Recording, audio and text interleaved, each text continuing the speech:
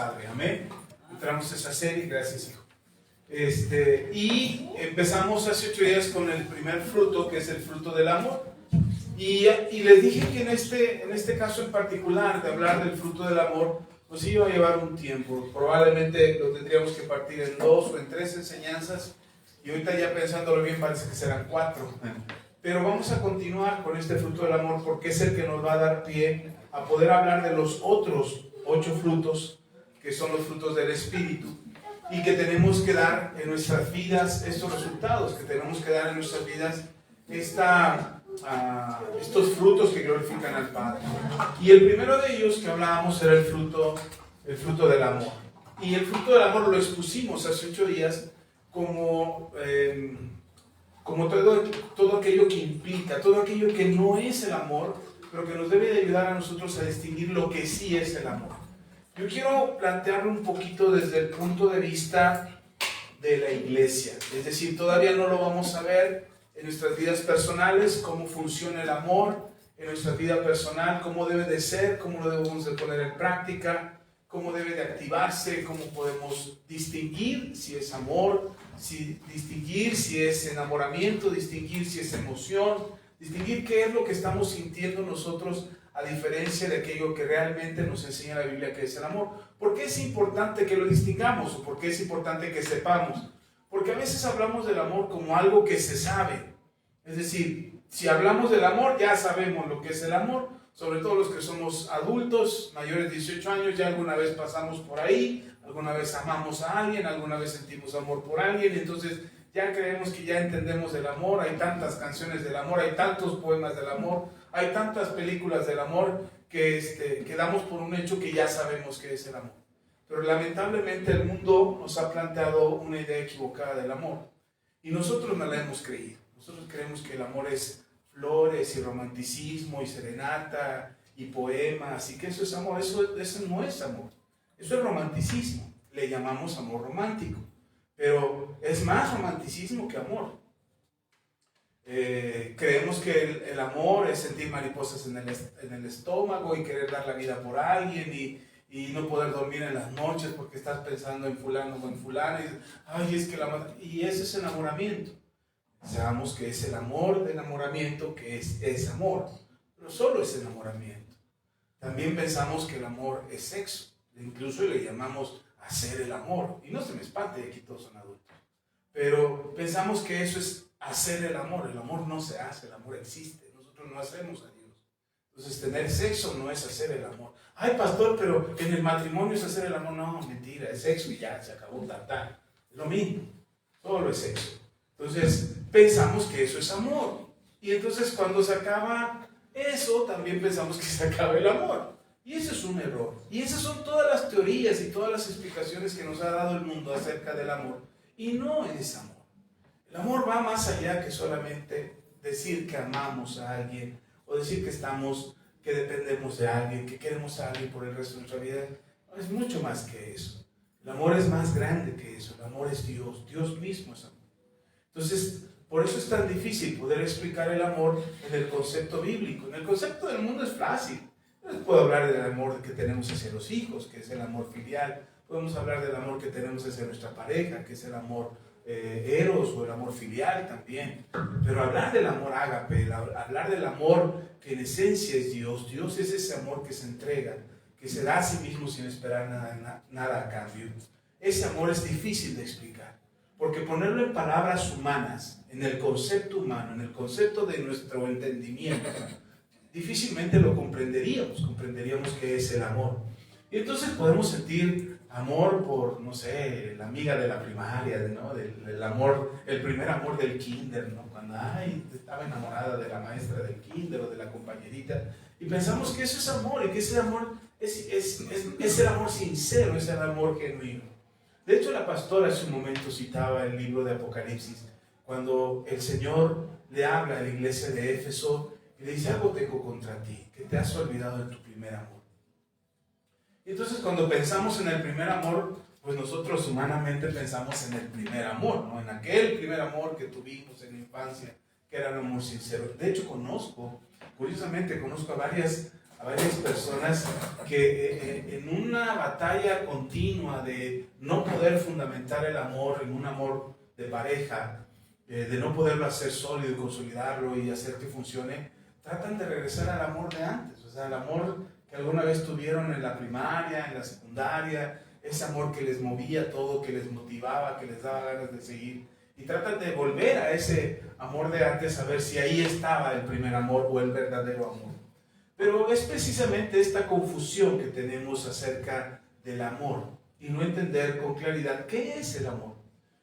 La Biblia nos habla del amor y la Biblia nos explica el amor como algo que tendría que salir de nosotros de manera natural. Otra vez, son los frutos del Espíritu y como frutos del Espíritu tendrían que ser en nosotros un fruto natural, algo que sale de ti de manera natural. No tendrías que ni siquiera que buscarlo, ni estarle diciendo a tu esposo o a tu esposa o a tus hijos, decirle, es que los amo, o todo esto lo hago. No, ni siquiera tendrías que decírselos. Tendría que ser algo tan natural en nosotros que ellos deberían de percibir ese amor que nosotros estamos brindando. Hace muchos años atrás, perdón mi tos, si me da, solo espero que no me dé una crisis de tos, pero ustedes perdonen. Hace muchos años atrás nosotros estuvimos dando seminarios para matrimonios, hacíamos retiros para matrimonios. Y en esos retiros para matrimonios nos llevamos a los matrimonios 3 días, un fin de semana apartados del bullicio y de la falsa sociedad. Y hacíamos un retiro de 3 días. Y allí les hablábamos de todos los tipos de amor, del amor romántico, del amor de enamoramiento, de la conquista del amor otra vez, de hablar de poder conquistar a su pareja en el amor, de enamorarse, incluso por ahí les dábamos una noche libre para que practicaran por ahí algunas cosas. Entonces, lo hicimos durante algún tiempo. Y en ese tiempo a mí me interesó saber o aprender cómo era posible que nosotros, mi esposa y yo, íbamos a ministrar a parejas acerca de... Gracias, hermana, gracias, qué amable. Íbamos a ministrar a parejas acerca del amor y resulta que mi esposa y yo en aquel entonces teníamos problemas como matrimonio.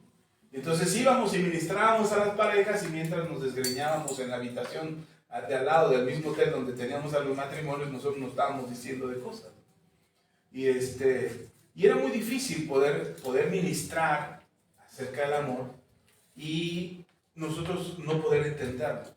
Entonces yo decía, ¿cómo es posible esto? ¿No? ¿Cómo es posible que sí tengamos las ideas bien claras, que sí tengamos los conceptos bien claros de lo que queremos enseñarle a la gente y nosotros nos esté costando mucho trabajo ponerlo en práctica? Y entonces me llegó como sugerencia de un pastor. Me dice, oye, ¿por qué no lees este libro?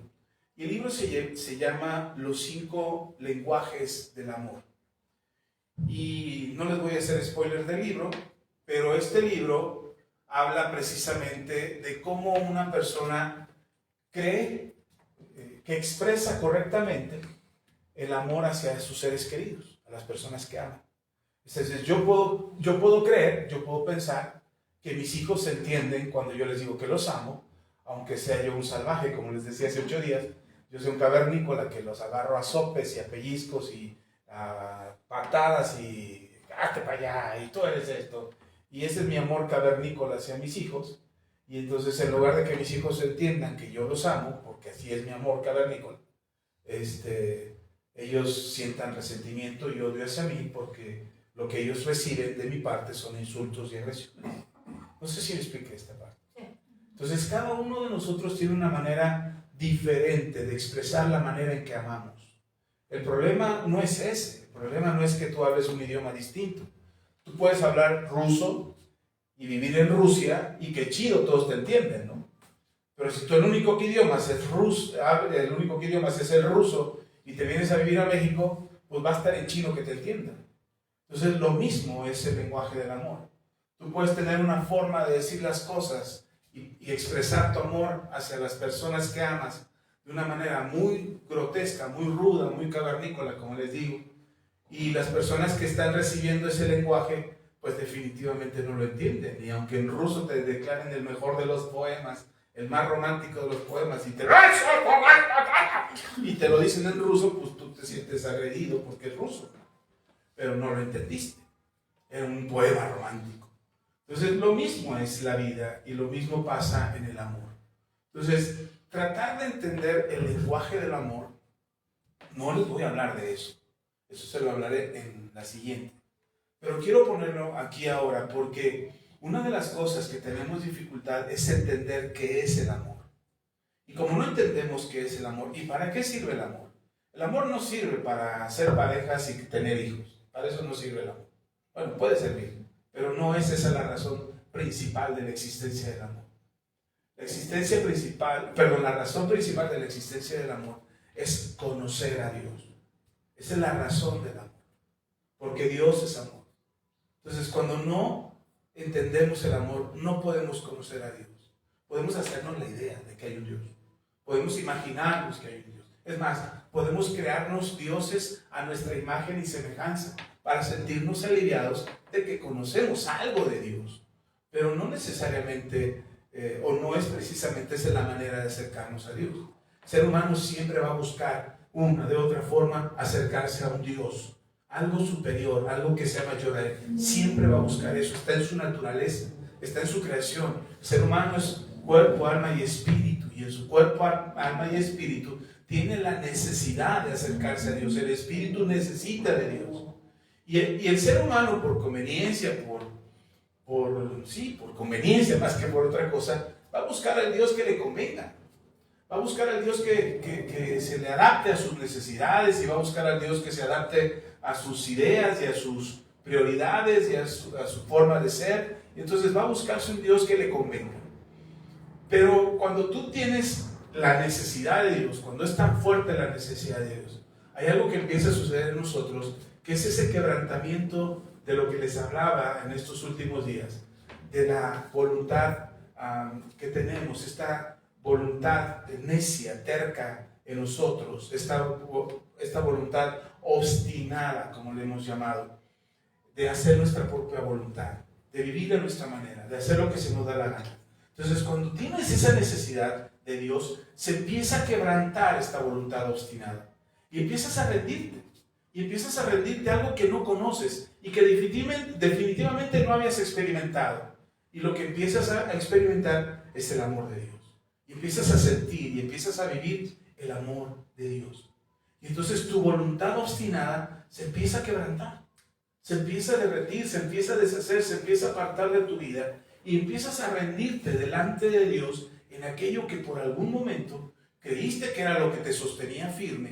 Y como tu mal genio, tu mal carácter, tu soberbia, tu orgullo, y dices, yo así soy, y así quiero ser, y me vale gorro todo lo demás. Esa soberbia, esa voluntad obstinada, se empieza a quebrantar. Y se empieza a quebrantar ante algo que no conoces, y es el amor de Dios. Y el amor de Dios para nada, de ninguna manera, busca hundirte o busca destruirte. Al contrario, busca levantarte, busca sanarte, romper las ataduras.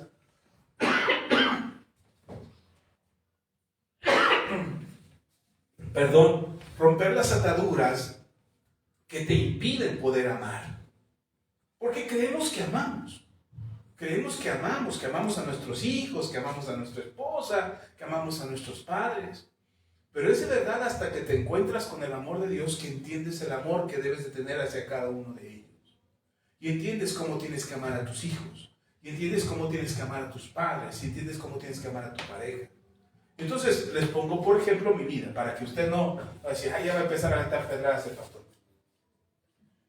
Yo creí que amaba a mis padres. Yo creí que amaba a mis papás con la manera en como yo los obedecía, y yo sé los que me decían. Yo nunca a mi papá les he faltado el respeto. Ni siquiera me he atrevido a ponerles apodos a mis padres. A mi papá le escribí un poema hace unos años donde le digo viejo.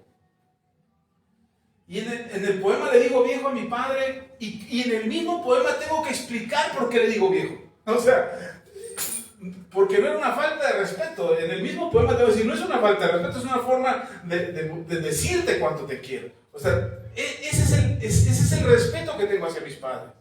Nunca les he hablado por su nombre, nunca me he referido siempre a ellos como papá, mamá. Incluso hubo una época en mi vida que les hablé de usted, por respeto a mis padres. Entonces yo pensé que el tratarlos así con respeto, el nunca faltarles el respeto, era una manera de mostrarles mi amor. O sea, yo decía, con ellos debe de quedarles clarísimo que los amo, ¿no? Pues nunca les he faltado el respeto. Pero resulta que aun con todo el respeto que les tenía, pues les di una cuchillada en la espalda al rebelarme contra ellos y al desobedecerles completamente y al traicionar su confianza. Entonces, yo creí que eso era parte de la vida, ¿no? De crecer. Hasta que me acerco a Dios, conozco al Señor, conozco su amor por mí, entiendo el amor que Él tiene hacia mí y me vuelvo padre. Y entonces cuando me vuelvo padre, empiezo a comprender el amor de mis padres hacia mí y entonces cambia mi manera de percibir el amor hacia mis padres y la manera de amarlos. Entonces me doy cuenta que no estaba amando a mis padres, les tenía respeto, les obedecí hasta que pude librarme de su yugo. Les hice caso hasta que pude rebelarme contra ellos. Hice lo que me pidieron hasta que estuve fuera de mi casa y viví como se me dio mi gana. Entonces me di cuenta que realmente no amaba a mis padres, que vivía un acuerdo de conveniencia con ellos.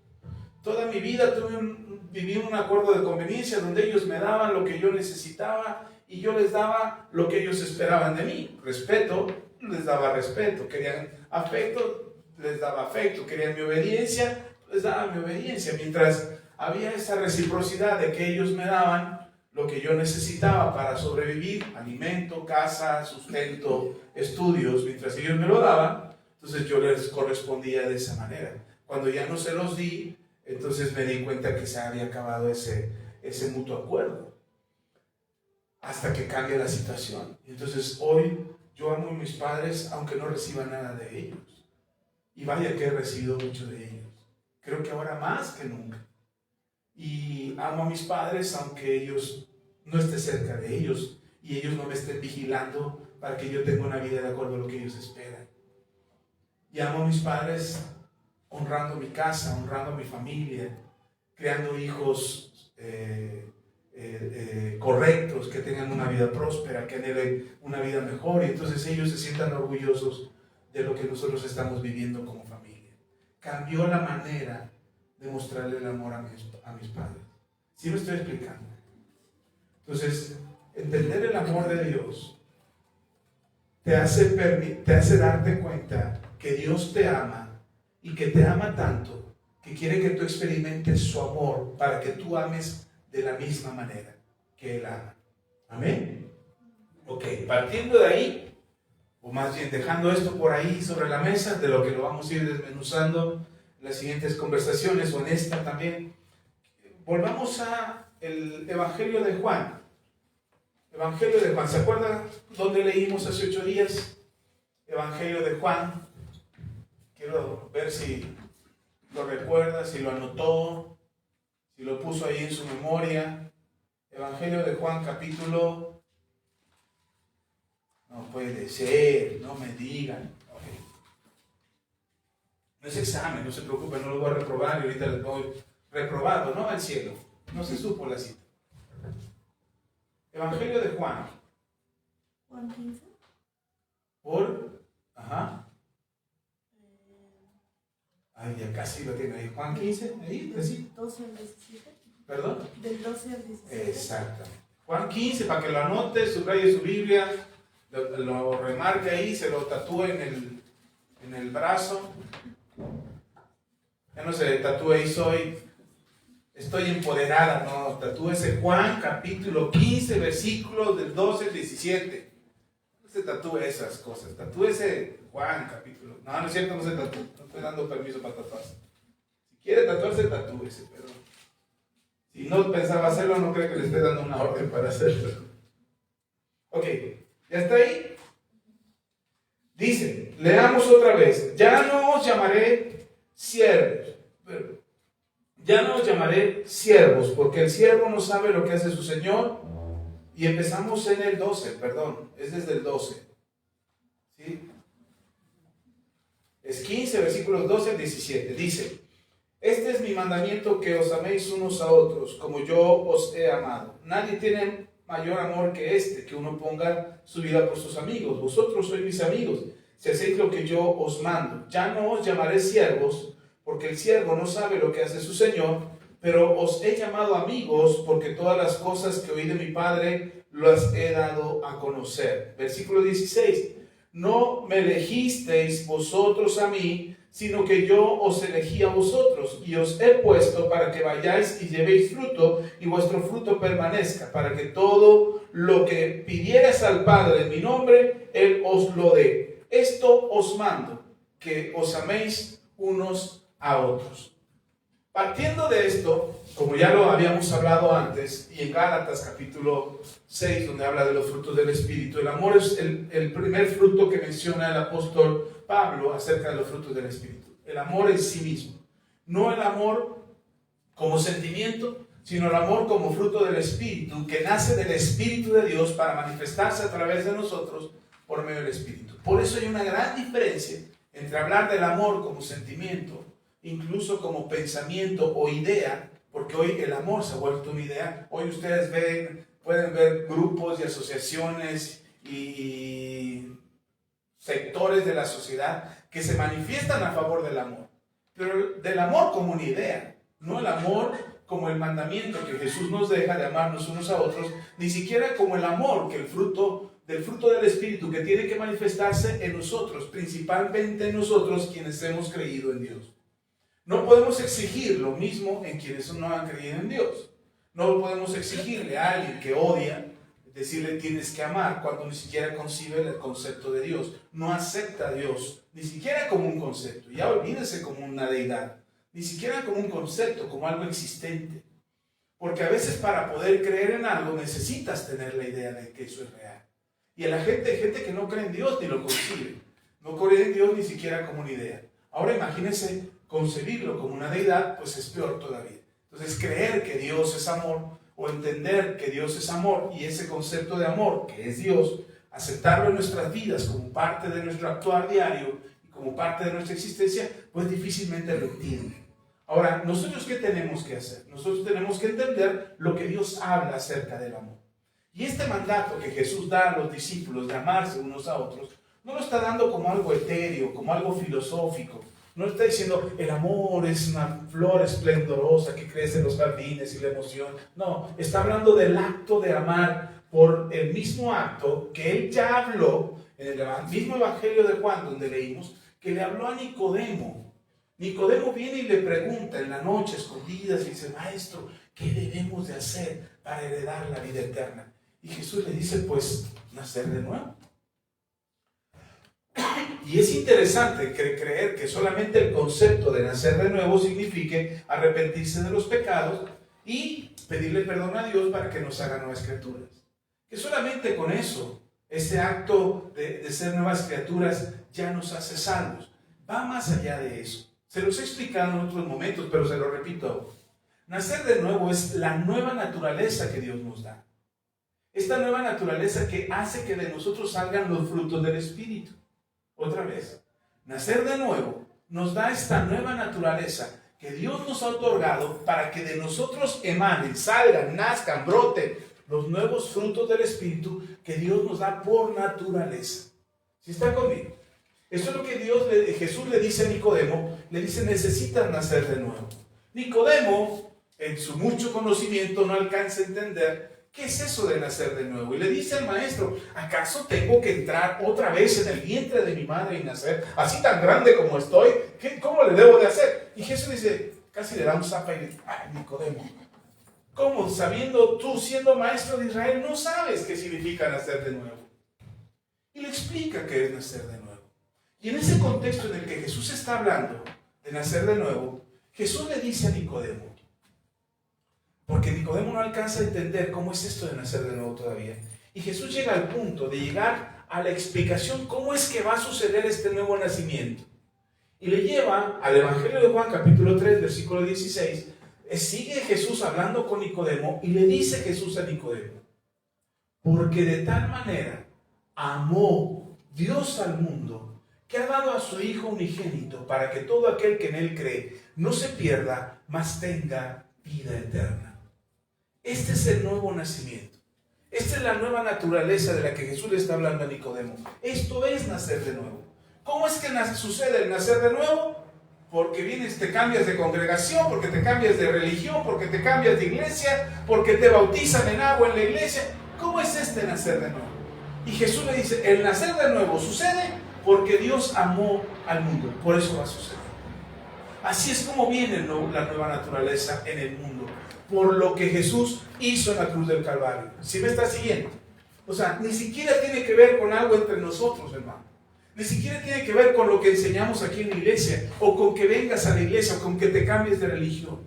El nacer de nuevo es por lo que Jesús logró en la cruz del Calvario al morir por nosotros en la cruz. Allí es donde se otorgó el nuevo nacimiento. Ahora, ¿quién recibe este nuevo nacimiento? Es lo que Jesús le explica a Nicodemo. El que cree. El que cree en Jesús. Léalo, ahí estamos. No pierda Juan 15. Pero vamos a Juan 3, ahí mismo en el Evangelio de Juan, donde Jesús le está explicando a Nicodemo acerca de esto. Dice Juan 3, dice el versículo, el 16 es el que le leí, el que le mencioné de tal manera amó el mundo, pero lea el 17. Porque no envió Dios a su Hijo al mundo, estoy en Juan capítulo 3, ahora versículo 17. Porque no envió Dios a su Hijo al mundo para condenar al mundo, sino para que el mundo sea salvo por él. ¿A qué envió Dios al mundo? ¿A qué envió Dios a Jesús al mundo? ¿A qué lo envió? A salvar al mundo. ¿A qué lo mandó? A salvar al mundo. Que nos quede claro, Jesús no vino a condenar al mundo. Jesús vino a salvar al mundo. Por esas ideas, esas teorías, esas imaginación de la gente que vuela. ¿Por qué si Dios ama tanto al mundo y Dios es amor, por qué hizo un infierno? Perdón, el infierno no fue hecho para la humanidad. El infierno fue hecho para el pecado, para Satanás y sus huestes, porque ellos aborrecen a Dios, porque ellos están en contra de Dios. Y entonces al infierno está destinado Satanás y todos sus principados y el pecado del mundo. Ahora, si yo practico el pecado, ¿a dónde estoy destinado? No se da cuenta. No es un diseño de Dios para maltratar y castigar al mundo. El propósito de Dios es salvar al mundo. ¿Sí me sigue? ¿Sí está conmigo? Ok, sigamos. Versículo 18. El que en él cree, hablando de Jesús, el que en él cree no es condenado. ¿Ya oyó? El que en él cree no es condenado, pero el que no cree ya ha sido condenado, porque no ha creído en el nombre del unigénito Hijo de Dios. Perdónenme. Entonces, cuando hablamos del nacimiento, del nuevo nacimiento, el nuevo nacimiento estaba para todo el mundo. Ahora, ¿quién recibe ese nuevo nacimiento? El que cree. El que cree. ¿Que cree en qué? ¿En el nuevo nacimiento? No. El que cree en Jesús. El que cree en que Jesús fue enviado de parte de Dios Padre para salvar al mundo. El que cree que Jesús vino en carne y sangre, nacido de una virgen, y que creció como todo ser humano, y que llegó a la edad de 30 años, y que ahí a los 30 años empezó su ministerio, y a los 33 fue arrestado y crucificado injustamente, y murió en una cruz, y resucitó al tercer día, y ahora está a la diestra del Padre. Quienes creemos en eso, ustedes y yo, y aquellos que han creído en ello, son aquellos que les da Dios la posibilidad de tener una nueva naturaleza. ¿Sí está conmigo? Ahora, ¿qué tanto se desarrolla esta nueva naturaleza? En la casa se me ocurrió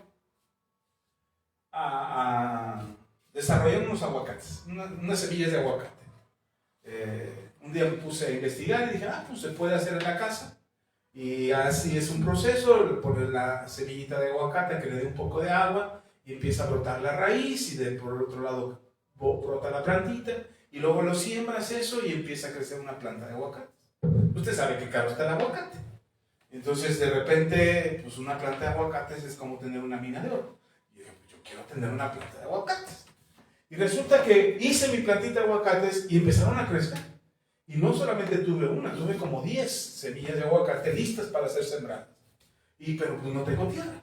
Así es que como no tengo tierra, me busqué unas macetas y las puse en macetas. Solamente se lograron 4 plantas de aguacate. Y ahí las tengo en la casa. Y ahí están las plantitas de aguacate, crecen, de repente les falta agua y se me ponen tristes, ya les echo agua, ya reverdecen y ahí van creciendo. Pero las tengo en una en una cubeta de tierra. No los tengo sembrados a la tierra directamente, los tengo en una macetita. Y entonces crecerán tanto como la tierra se los permita. No van a crecer más que eso. Conforme la tierra se los permita, será el tamaño que tendrán y llegará el momento que tratarán de dar fruto, pero su fruto será limitado porque la planta no se ha desarrollado lo suficiente. Hermano, lo mismo pasa en nosotros. ¿Qué tanto se desarrolla la nueva naturaleza de Dios en tu vida? ¿Qué tanto se lo permites? ¿Con qué tanta tierra la alimentas? ¿Con qué tanta tierra la nutres? ¿Con qué tanta tierra le permites su crecimiento? Estamos limitando nosotros el crecimiento del fruto del Espíritu de Dios en nosotros con nuestras propias limitaciones. Nosotros mismos encajonamos nuestras vidas a macetas, a moldes, a estructuras, a diseños que decimos, así es como quiero vivir. Metemos nuestra vida, Dios ya te dio una nueva naturaleza, naciste de nuevo, es una nueva plantita de aguacate que se desarrolló, ahí empezaste a crecer y de repente dices, ya estoy bien, ya estoy firme. Y ahora sí, y te metes en una maceta, tú solo te metes en una maceta que dices, este es el tipo de vida que quiero vivir. Y nada más. Y hasta ahí vas a llegar. ¿Y qué tanto fruto vas a dar? Conforme tu maceta te lo permita. Yo ya le dije a mis hijos, eso es su herencia, hijos. Su planta de aguacate será su herencia. Su mina, su tesoro. Yo, no es cierto, no les dije eso, herencia. Pero yo estoy pensando en la primera oportunidad que tenga. Yo estoy buscando una tierra fértil. Yo quiero tener una tierra fértil, un terrenito fértil, donde poder poner mis plantas de aguacate. De verdad, yo quiero poder tener un lugar y donde poder sembrar esas plantas, porque sé que van a dar buenos frutos. Y lo voy a ver, y lo van a ver mis hijos, y lo van a ver mis nietos, y Dios nos presta vida, y Él no viene antes. Ellos podrán ver que algún día esa plantita esperó pacientemente por tener un buen lugar donde ser sembrado. Muchas de nuestras vidas están así, esperando poder desarrollarse. Lo primero que tienes que pensar es romper ese molde. Rompe ese molde que te hace creer que la vida que tú escogiste es la mejor vida que puedes tener. Que la manera en que tú eres, por eso les hablaba esta semana, me parece que les hablé del carácter y el temperamento. Si no lo han leído, léanlo. Estamos tan confundidos que el carácter es el temperamento y el temperamento es el carácter, que creemos que así es como funcionan nuestras vidas. No, hermano, necesitamos carácter, necesitamos tener un buen carácter. De hecho, no existe el mal carácter. O tienes carácter o no tienes carácter. Y necesitamos carácter para poder vivir, no dejarnos llevar por el temperamento. El temperamento necesita templanza y el carácter necesita formación. Perdón, sí, el carácter necesita formación y el temperamento necesita templanza, dominio propio. Así es que necesitamos forjar eso en nosotros. Y el fruto que Dios está desarrollando en tu vida se va a desarrollar al máximo. Nosotros mismos le ponemos límite al amor que tenemos, porque confundimos el amor. Le ponemos límite al gozo. Tratamos de ser felices en nuestros propios términos. Cuando Dios dice, no, ser feliz no es en tus términos, ser feliz es en mis términos. Y no importa lo que te pasa, tú eres feliz. Y no importa lo que te acontece, tú vives feliz. He visto familias destruidas, he visto personas destruidas, obsesionadas por ser felices y no encuentran la felicidad en ningún lado. Y yo me pregunto, ¿cómo le hacían los hermanos del primer siglo cuando los tenían frente a los leones o en el circo romano, o los prendían con aceite y los prendían vivos, además, ¿sabe? Los prendían como antorchas en las calles a los cristianos? ¿Sabe con qué iluminaban las calles en Roma en el primer siglo? Con cristianos prendidos. Y no es que estuvieran prendidos del Espíritu, literalmente estaban prendidos. Les echaban aceite y los prendían. Y sabe, se narra en los libros históricos, no en la Biblia nos omite mucho de eso, pero en los libros históricos se narra que esos cristianos cantaban alabanzas a su Dios, mientras estaban siendo cremados vivos y mientras estaban siendo ejecutados en el circo romano. Ellos cantaban alabanzas a su Dios y estaban felices por morir ahí. Y uno puede decir, pues, ¿estaban locos estos o qué? A nosotros tantito nos miran feo y ay, ya no me quieren en la iglesia. ¿Se imaginan? Porque el gozo no dependía de ellos. El gozo era un fruto que salía de su espíritu y que emanaba en sus vidas y que era algo natural. Nosotros nos aflige no comer. Ayer me eché 2 días en ayuno y dije, ay Señor, creo que me cayeron bien los 2 días, ya bajé unos kilitos. Me alcancé otros tacos al pastor.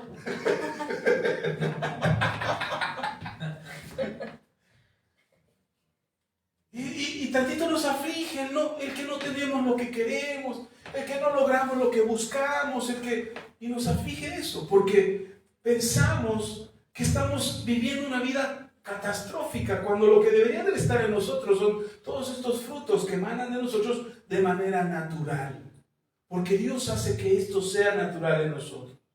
Si es que rompe la maceta en la que te metiste y dile: Señor, plántame, ponme, Señor. Por eso les hemos enseñado algo que nosotros creemos, que este ministerio es una buena tierra.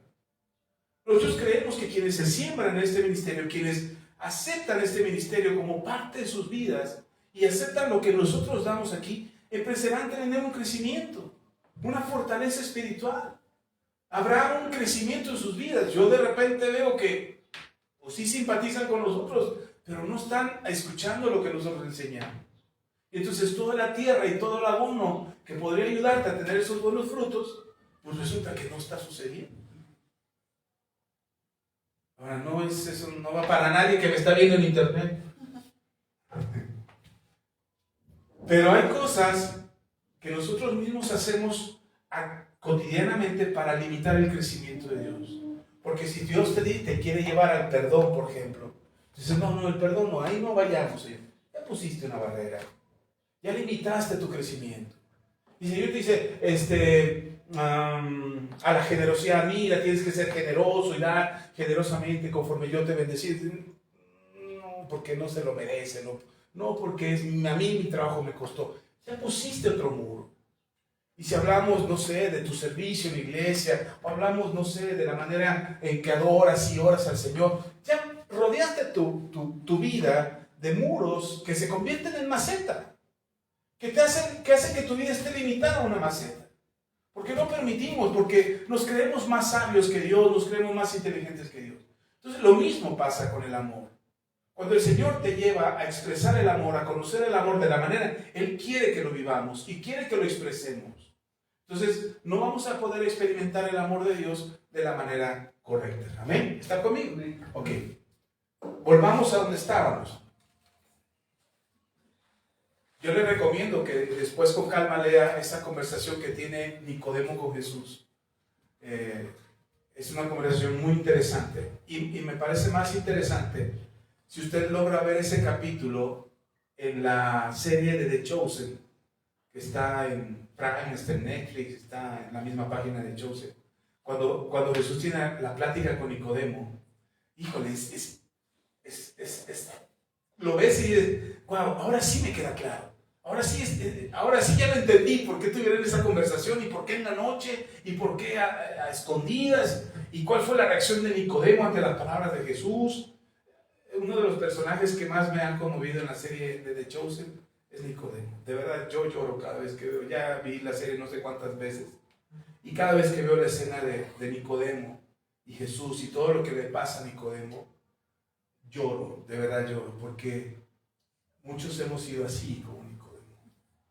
Nicodemo tenía la posibilidad de seguir a Jesús y no lo hizo. Y muchos de nosotros de pronto nos ponemos así. Si queremos todo de Jesús, nos emociona la onda de Jesús, nos prende el hecho de los milagros y las señales, pero ya cuando Jesús dice: hey, sígueme. Y muchos no seguimos a Jesús. Ok, regresemos a Juan, capítulo 15. Quiero avanzar un poquito más respecto a esto. Dice, versículo 16. Estoy en Juan 15, 16. Dice: no me elegisteis vosotros a mí, sino que yo os elegí a vosotros. Y os he puesto para que vayáis y llevéis fruto, y vuestro fruto permanezca, para que todo lo que pidiereis al Padre en mi nombre, Él os lo dé. Esto os mando, que os améis unos a otros.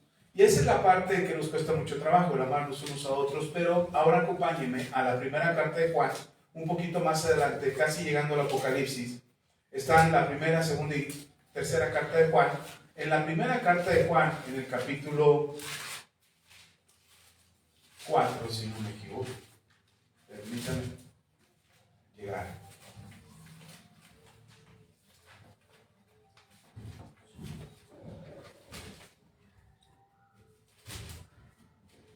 Primera carta de Juan, capítulo 4. Nos dice Jesús en el Evangelio de Juan, ámense unos a otros, ¿ok?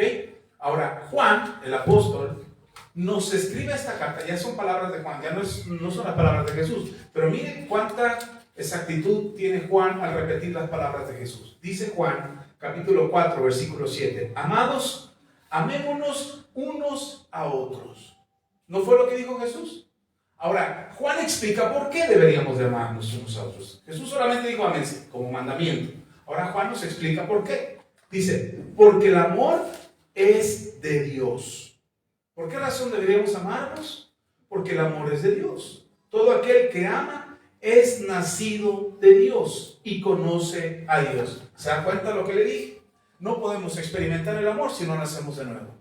No podemos decir que amamos si no hemos nacido de nuevo. Yo le digo a los jóvenes que se quieren casar, pastor, me debo de perdón.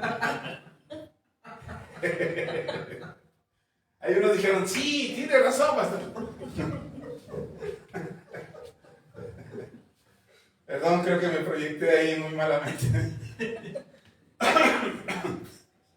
Pastor, me debo de casar con una no cristiana o está bien que mi novia sea una no cristiana. Y yo le digo, pues, atenta a las consecuencias. Si tu pareja es no cristiana o no cristiano, atenta a las consecuencias. No te ama. Le encanta tu físico, tiene atracción física hacia ti, le gusta tu cuerpo, le gusta tu forma de ser, le encanta tu ideología, tus pensamientos, le encanta tu manera de trabajar, de hacer las cosas, pero no te ama. Ay, pastor, no diga eso. ¿Cómo? Es que no conoce a Dios, y el que no conoce a Dios no ama. Así de sencillo.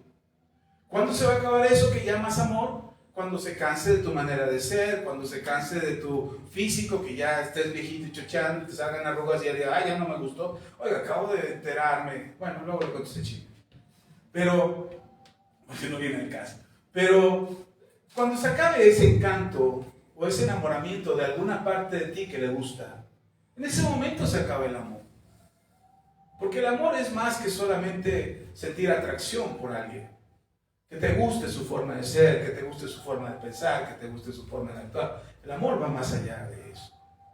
El amor es Dios mismo actuando a través de ti. Y ama de manera que puede soportar muchas cosas. Pero también puede corregir muchas otras. Por amor se corrigen muchos defectos. Por amor cambiamos muchas personas. Por amor dejamos de hacer ciertas cosas que a nuestra pareja no le gustan. Por amor te lava los pies finalmente, después de años que no te lo lavaba, finalmente te empiezas a lavar los pies. Porque a tu esposa no le gusta cómo huelen tus pies. Ay, creo que ahora sí me proyecté muy en serio. Pero hay muchas cosas que van cambiando por amor, no por conveniencia. No ese acuerdo que les decía que yo tenía con mis papás, de que mientras ellos me daban para mi sustento, yo les daba respeto, aprecio, afecto y obediencia. En el momento en que eso se terminó, rompimos ambas partes y nos separamos. Porque ya no había ese convenio, ya nos estábamos satisfaciendo mutuamente. ¿Sí me explico? En cambio, hoy con mis padres, yo no espero nada a cambio, ni ellos tampoco esperan nada de mí. Pero hoy entendemos que sí nos amábamos. Hoy entendemos que había amor y que el amor que yo tengo hacia ellos es incondicional.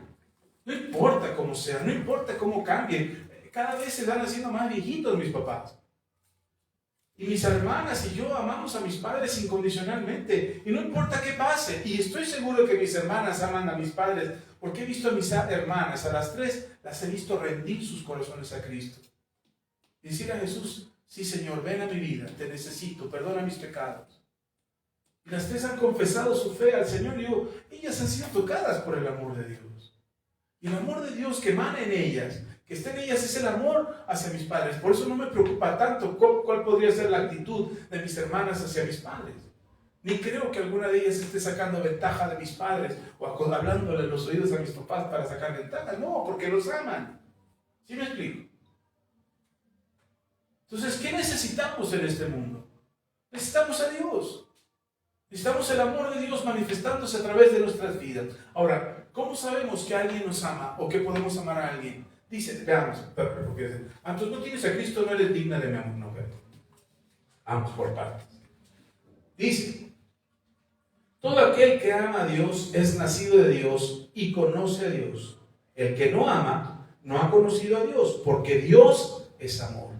En esto se mostró el amor de Dios para con nosotros, en que Dios envió a su Hijo unigénito al mundo para que vivamos por Él. Amén.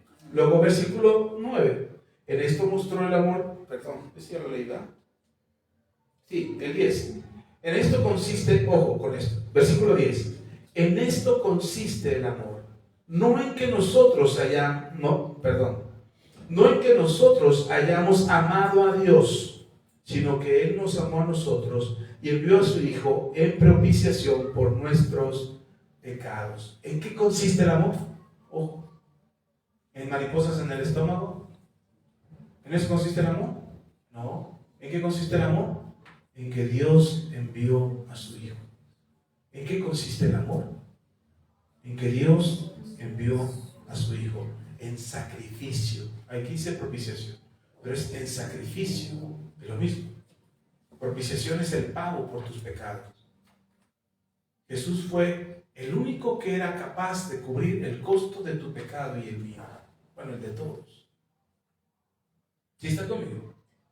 Y como Dios amó tanto al mundo, como lo leímos en Juan capítulo 3, versículo 16. Como Dios amó tanto al mundo, que dio su amor por nosotros. ¿Cómo lo dio? Su Hijo muriendo por nosotros. Ahora, ¿cuándo es que nosotros experimentamos este amor? Cuando te cae el 20 de esto, hermano. Tú puedes decir, yo sí creo en Dios, pastor. Dios está en mí. Ok, está bien, ya empezamos por un punto. Vas avanzando bien. Pastor, entonces el amor de Dios está en mí porque voy a la iglesia cada 8 días. Ahí la llevas. Vas avanzando en el rumbo. Pastor, entonces el amor de Dios sí está en mí. Yo ya puedo amar a alguien más porque ya leo la Biblia, porque ya me sé unos versículos de memoria, porque ya le estoy hablando a otros de Cristo, porque leo la Biblia en la noche, porque oro. Ahí la llevas, vas bien. Pero cuando tú experimentas el amor de Dios, es cuando entiendes que alguien que era inocente, completamente inocente, murió en la cruz por tu culpa. Cuando te cae el 20 de eso, entiendes el amor de Dios. Y cuando entiendes el amor de Dios, es cuando entiendes que puedes amar. Porque entiendes que no había ningún mérito de tu parte, ninguno, ni uno solo. No habías hecho nada para merecer el amor de Dios. Sin embargo, Dios te amó. Y te amó tanto que su Hijo murió en la cruz por ti. Y no solamente murió en la cruz por ti, sino que te perdonó y te dio una vida nueva. Te redimió, te llama hijo. Te limpió de todos tus pecados. Y cuando tú entiendes eso, que no había nada a tu favor, sin embargo, se dio todo por ti, entiendes lo que significa el amor. Y entonces es cuando tú decides amar de la misma manera. Si está conmigo. Y tú dices, ya entendí. Ya entendí por qué tengo que amar a mis hijos de manera incondicional. No importa lo que hagan. No importa. A veces nos juzgamos a una mamá que ama a su hijo de manera incondicional. Y la juzgamos y dice, pero ¿por qué le consiente tanto? ¿Por qué le permite tanto? Bueno, no lo sabes tú. Tú no entiendes por qué amas a esa mamá, a su hijo. ¿Sí está conmigo? Ahora, el amor de Dios, ojo con esto, el amor de Dios no es alcahueto. ¿Sí está conmigo? Para que si usted es mamá alcahueta no diga, amo como Dios. No se confundan. Son cosas diferentes. El amor de Dios es incondicional. Es decir, Dios te ama sin ponerte condiciones. Tú no tienes que hacer mérito alguno para que Dios te ame. ¿Sí está conmigo? ¿Hasta ahí está bien? Ok. Sin embargo, dice, conmigo, no pierda las citas que vamos por si en algún momento regresamos a ellas. Si no regresamos, pues ya ni modo. Pero, por si vayan a Hebreos, a ver si lo encuentro.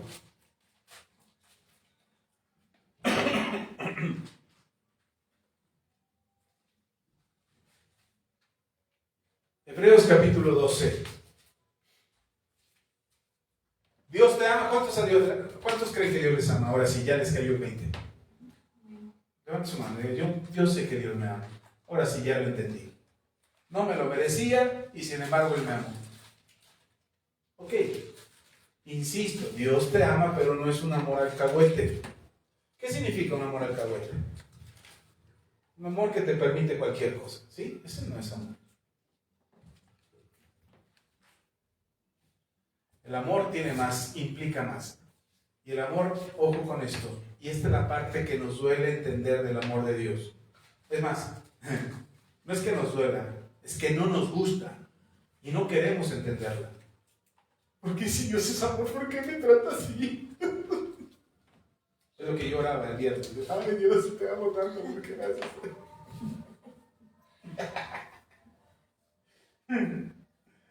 No es cierto, nada más así. Ya se está poniendo muy solemne esto, tengo que poner un chiste por ahí.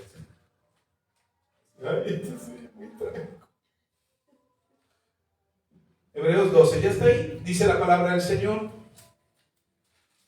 Versículo, vamos a leer a partir del versículo 3. Dice, Hebreos 12, versículo 3 en adelante.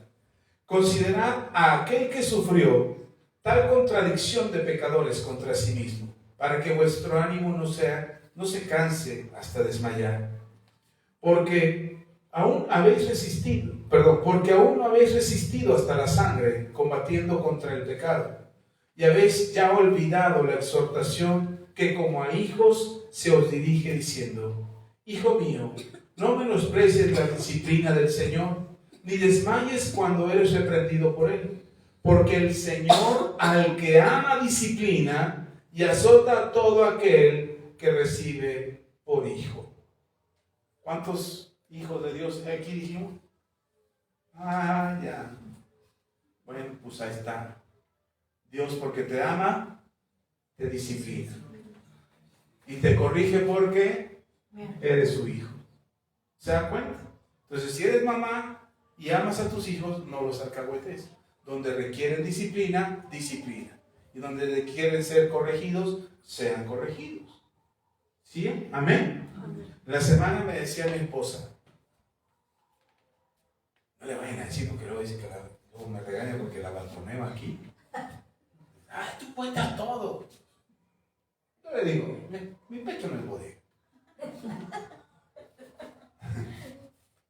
Entonces en la semana me decía mi esposa, oye, ¿tú crees que hayamos hecho algo mal con nuestros hijos?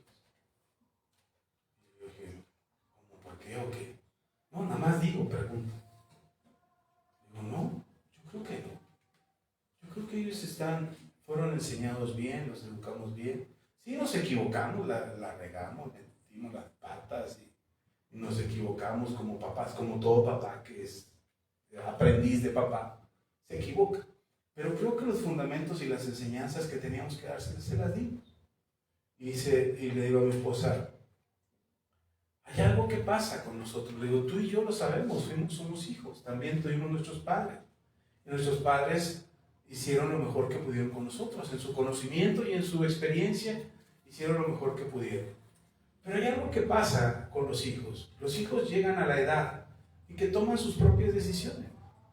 Y cada hijo tiene sus propias decisiones y marca el rumbo de sus vidas a partir de un punto en su camino. En el momento en que los hijos les decimos a nuestros padres, hazte para allá, a partir de aquí yo dirijo mi vida, a partir de ese momento ellos son responsables de lo que deciden.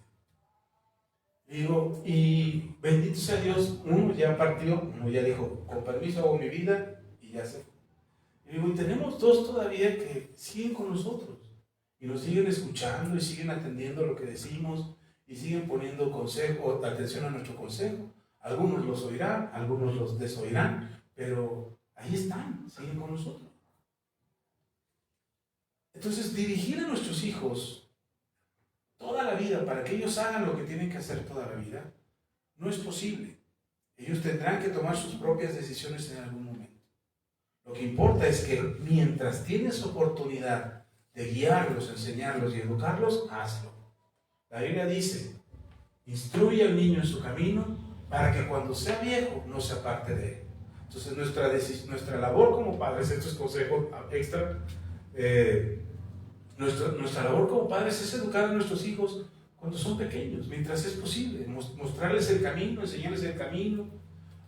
A los nuestros tres hijos los hemos escuchado en su momento y en la oportunidad decir: confío en Dios, creo en Dios, Dios me sostiene, Dios me ayuda, Él es mi guarda, Él es mi escudo. A los tres los hemos escuchado. Créanme, eso a mí me da mucha paz. Porque el día en que yo no esté o el día que mi esposa ya no esté, ¿en quién pueden confiar? ¿A quién van a recurrir? ¿A quién le van a pedir auxilio? A Dios. Solamente les queda. ¿Sí está conmigo? Entonces, instruye a mí. Entonces, para mí, yo digo, pues una labor buena, sí. Hicimos un buen trabajo. Ya, si les cuesta el gato, pues en la pared se equivoca, tropieza, cae. Ya, ese es otro asunto. Pero de que encontraron el camino y la fe en Dios, lo he encontrado. ¿Sí me explico? ¿Sí está conmigo? Entonces, lo mismo como padres, si quieres enseñar a tus hijos el camino correcto, no los alcahuetees. Disciplina cuando tengas que disciplinar, corrige cuando tengas que corregir. ¿Amén? Ok. Y entonces nosotros, como hijos de Dios, ¿qué nos asusta? El que Dios nos discipline, o el que Dios nos corrija, el que Dios ponga límites en nuestro camino. Tal como se lo dije a mis hijos alguna vez, yo no les voy a poner límites al frente, les voy a poner límites a los lados. Los lados tienen límites. Respecto a mi enseñanza, respecto a mis reglas, los límites son a los lados. No te hagas ni a tu derecha ni a tu izquierda. Esos son los límites que les puedo poner. Al frente, corran tan rápido como quieran, vayan tan rápido como puedan, lleguen tan lejos como alcancen a llegar, pero de estos dos lados no se aparten. ¿Sí están conmigo? Ok. Y eso es lo que les hemos enseñado a nuestros hijos. A veces tengo que ser honesto, a veces hemos recorrido la regla un poquito a la derecha, un poquito a la izquierda. Hemos tenido que ampliar nosotros un poquito la regla. Pero eso no significa que estemos desviándonos de lo que Dios nos mandó a enseñarle a nuestros hijos. ¿Amén? Ok. Entonces lo mismo Dios hace con nosotros. A veces Dios permite que te salgas un poquito a la derecha, que te desvíes un poquito en las decisiones, que te equivoques en una decisión, que hagas algo incorrecto incluso, que te equivoques garrafalmente ante sus ojos, pero eso no significa que Dios te desechó. Lo que sí significa es que va a venir una disciplina seria. Lo que sí significa es que va a venir una corrección en serio, porque Dios no te ha dejado de amar. ¿Amén? ¿Sí está conmigo? ¿De dónde saqué eso de que Dios no te ha dejado de amar? No pierde Hebreos. Sí, ya pierde. Lo volvemos a encontrar. Vaya a Romanos. Romanos capítulo 8.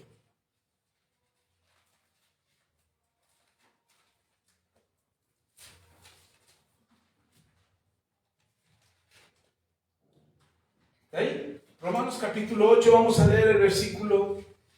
Estamos hablando solo del amor, Ya le mezclé unas cosas raras por ahí, pero solo seguimos las cosas del amor. Dice, Romanos capítulo 8, vamos a leer desde el versículo 28. Dice, y sabemos que a los que aman a Dios, todas las cosas les ayudan a bien. Esto es, a los que conforme a su propósito son llamados. Una pausa ahí, ahorita sigo leyendo, pero una pausa. Dice, y sabemos que a los que aman a Dios. ¿Quiénes son los que aman a Dios? ¿Quiénes? Los que obedecen a Dios puede ser. ¿Quiénes amamos a Dios? Nosotros amamos a Dios.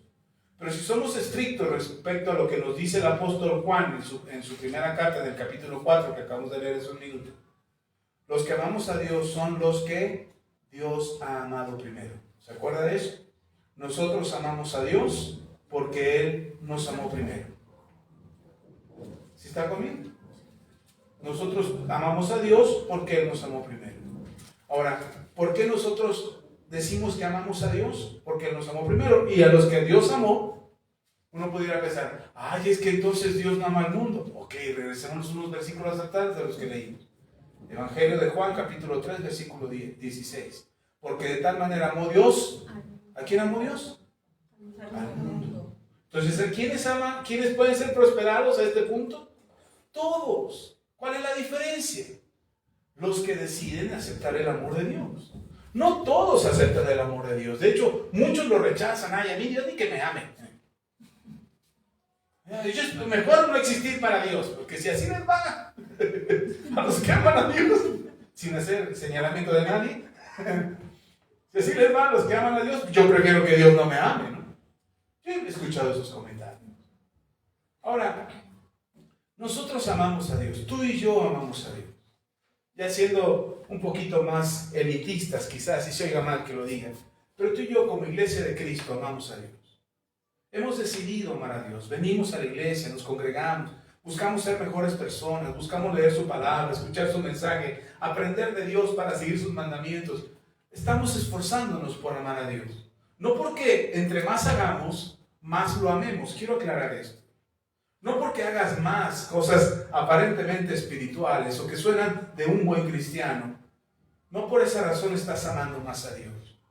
Yo estoy convencido que amas más a Dios porque lo conoces más. Tú amas más a una persona ¿por qué? Porque la conoces más. Te gustan más cosas, te agradan más cosas, te simpatizan más cosas, compaginas con más cosas y empiezas a sentir un afecto mayor, un sentimiento más grande. ¿Sí? Eso puede convertirse en amor. Cuando tú amas a Dios, eso se puede convertir en amor y entonces puedes amar a esa persona. ¿Qué pasó? ¿Qué sucede? ¿En qué momento sucedió la magia? ¿Lo bautizaste y entonces ya es una buena persona y por eso lo amas más? No. Lo conociste más. Y hubo más cosas que te agradaron. A tus hijos cuando nacen los amas. Porque es naturaleza tuya. Está en ti amarlos. Ahora hay gente que nace sus hijos y pareciera que les echaron roña y dice, ay, no vino nada. Es todo lo contrario. Pero hay gente que sabe amar a sus hijos por el hecho de que son sus hijos. Pero conforme van creciendo y van avanzando los hijos, los empiezas a amar más. ¿Sí me explico? ¿Sí me estoy dando a entender? Con Dios nos pasa igual. A Dios lo amamos porque Él nos amó primero.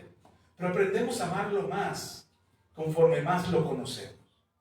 Por eso leemos la Biblia, por eso nos congregamos, por eso cantamos alabanzas, por eso oramos, por eso lo buscamos, por eso nos rendimos a Él, por eso obedecemos sus mandamientos. Porque entre más hacemos todo eso, nosotros empezamos a darnos cuenta que hay más razones para amarlo. ¿Sí? ¿Está conmigo? Perdón. No son nuestras acciones lo que demuestran que lo amamos más. Es nuestro conocimiento de Él lo que nos hace amarlo más. Conocerlo más a Él nos hace amarlo más. ¿Está conmigo? Los discípulos estaban dispuestos a dar la vida por Jesús.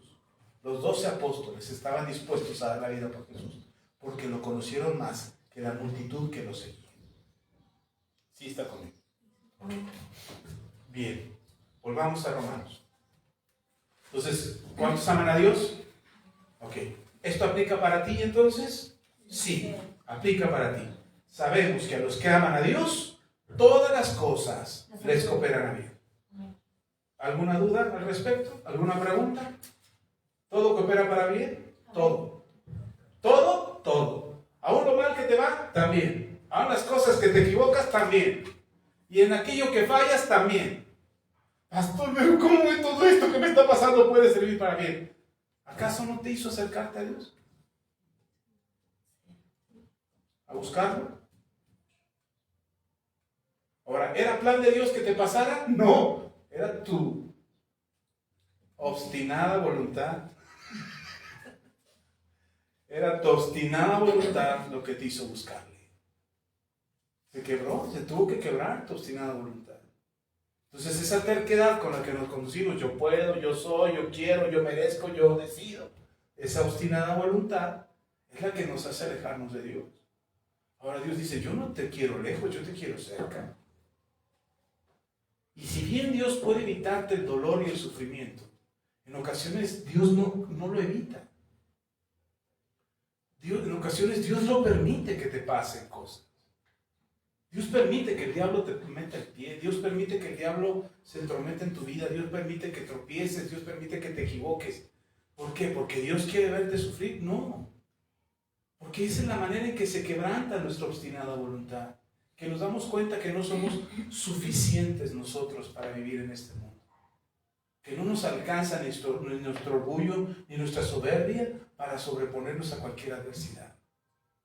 que no nos va a alcanzar nuestra fuerza de voluntad, porque yo puedo, yo lo controlo, yo lo domino, yo lo puedo solo. No nos alcanza nuestra fuerza de voluntad para resistir al diablo. Me cuento otro chisme, este sí entra ahorita. Acabo de enterar de un pastor al que yo conocí hace muchos años.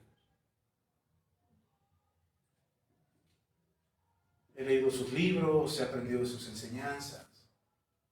Y esta semana, recién esta semana, acaba de ser, él hizo públicamente que cayó, que estuvo en un acto ilícito con una mujer. No dice que fue, hay muchas especulaciones, que hizo esto, no, solamente él dice, estuve en un acto incorrecto con una mujer que ofende mi casa, ofende a mi familia y ofende a mi ministerio y la iglesia en la que sigo.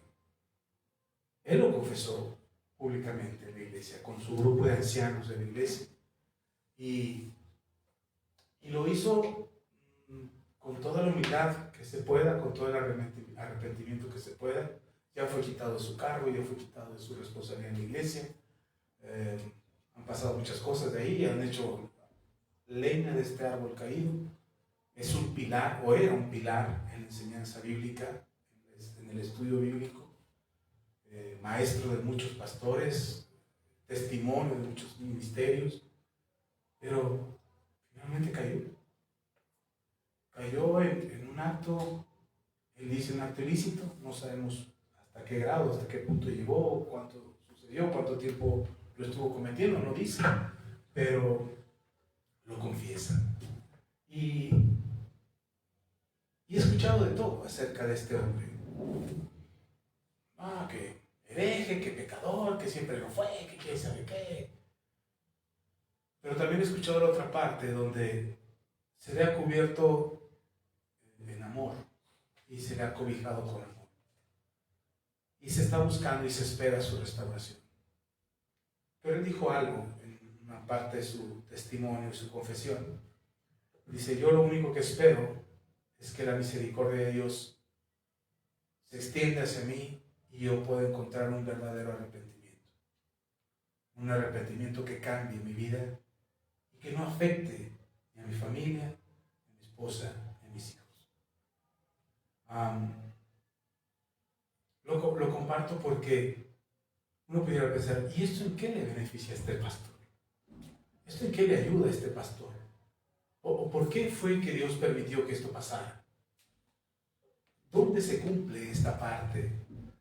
Y a los que aman a Dios, todas las cosas les ayudan a bien. Yo no dudo que este hombre ame a Dios. Se llama, para que no crean que me lo invente, se llama Stephen Lawson. Es un maestro de la palabra por años, de un gran testimonio. Es un hombre adulto, no creen que es un jovencito que cayó en la debilidad de la carne. No, es un hombre adulto ya, de años y cae en este pecado y él mismo lo reconoce. Pasan tantas cosas alrededor de esto. Y yo me he preguntado, créanme que yo me he preguntado, ¿en dónde aplica esto de que, y sabemos que a los que aman a Dios, todas las cosas les ayudan a bien? Yo digo, ¿dónde encaja esto? Y como en muchas otras cosas que me he preguntado, no tengo respuesta. No puedo explicar por qué le pasó a este hombre lo que le pasó. Como tampoco puedo explicar muchas cosas de las que están escritas en la Biblia de qué pasa. ¿Por qué pasó cuando pasó esto? Y trato de, a veces me he metido tan concienzudamente y tan profundamente al estudio del por qué pasa una u otra cosa. Puedo entender, por ejemplo, en Job, todo lo que le aconteció cuando Job es quien es y lo que le pasa a Job, y Job sufre todo lo que sufre, como perder a todos sus hijos, perder toda su riqueza. Todos sus hijos mueren, pierde toda su riqueza, su ganado, sus cosechas, todo, pierde todo, sus haciendas las pierde. Su esposa se voltea contra él, le dice, ¿para qué retienes tu integridad? Maldice Dios y muérete. Y aún así retiene la integridad. Y después él enferma con una enfermedad grave de verdad, peor que sarna, y está muerto en vida prácticamente. Rechazado por sus amigos. Todo esto que le pasa a Job, al final, cuando ves la historia de Job y al final te encuentras que Job le dice a Dios: de oídas te había oído, mas ahora mis ojos te ven. Y creo, Señor, más que nunca creo en ti. Y Dios lo restaura y le regresa 7 veces más la riqueza que tenía, y tiene más hijos de los que tuvo, y su esposa sigue con él, o sea, porque los hijos que tuvo los tuvo con ella, y ves todo eso y dices: wow, entiendo. Ahora entiendo que dice Romanos: y los que aman a Dios, todas las cosas le cooperan bien. Lo entiendo, me queda clarísimo que al final fue para bien de la vida de Job, pero porque puedes ver el final. ¿Sí me explico? ¿Sí está conmigo? Pero por ejemplo, con este hermano, este pastor, Stephen Lawson, lo que le pasa, no estás viendo el final, estás viendo una escena, estás viendo un episodio de su vida, la caída, lo trágico, lo difícil, la afectación que tuvo a toda su vida, no solo su vida, hermano, no solo él como persona, a su matrimonio, porque uno puede pensar: ay, el hombre de Dios cayó, ¿y qué de su esposa? ¿Y sus hijos? ¿Y el ministerio? ¿Y la iglesia donde él servía? ¿Qué pensará toda la iglesia cuando él se paraba cada 8 días? Hermano, apártese del pecado, hermano, apártese del pecado, hermano, no vino el pecado, hermano, aléjese del pecado. Ahora, ¿qué va a pensar la iglesia ahora? ¿Que se puede pecar? ¿Que porque el hombre de Dios pecó, ellos también tienen la oportunidad de pecar? ¿Se dan cuenta? Ahora, ¿por qué les digo que para mí es difícil explicar dónde encaja esto? Es difícil explicarlo porque no veo el final. Puedo ver el final en la vida de Pedro, cuando Pedro negó a Jesús. Puedo ver el final en la vida de David, cuando pecó con Betsabé. Puedo ver el final en la vida de Salomón, que tuvo 1000 mujeres, y cómo terminó Salomón. Puedo ver el final de la vida de Saúl, cuando pecó y se rebeló contra Dios. Puedo ver el final. Puedo ver el final de cada uno de ellos, pero aquí no veo el final en la vida de este hombre, como tampoco veo el final en la vida de cada uno de ustedes. Cuando le fallan a Dios, cuando se equivocan delante de Dios, cuando pecan delante de Dios, cuando se desaniman delante de Dios, cuando les falta fe, cuando el agobio de sus circunstancias es más grande que su fe. Entonces, cuando yo les digo: hermano, todas las cosas cooperan a bien para aquellos que aman a Dios, no creo que le estoy hablando como del imaginativo, de que imagínense que algo bueno viene de todo esto. No, no, no. Estoy hablando desde la fe. Estoy hablando desde creer que algo bueno puede pasar. ¿Qué puede pasar de lo que te está pasando? No lo sé. ¿Qué puede pasar de aquello que te acontece todos los días y que no sabes cómo salir de ello? De verdad que a veces no lo puedo, hermano, no lo puedo explicar ni en mi vida a veces. No puedo explicarlo ni en lo que me acontece a mí.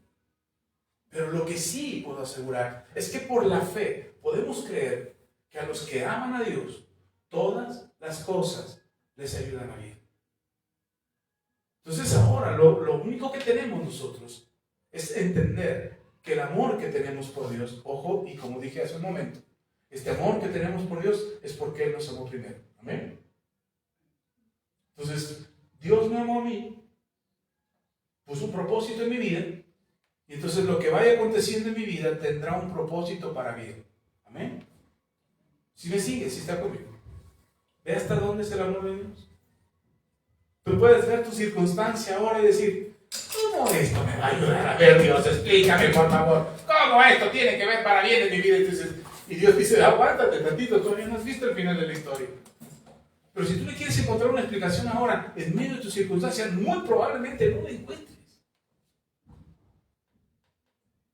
Pero podemos confiar y creer que Él nos amó primero.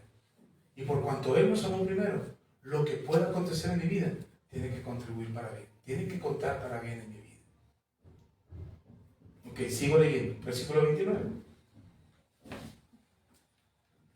Porque a los que antes conoció también los predestinó para que fuesen hechos conforme a la imagen de su Hijo, para que Él sea el primogénito entre muchos hermanos. Podría pensar, tratando de encontrar una explicación al versículo anterior, podría pensar que lo que Dios está buscando es que yo sea mejor de lo que era antes.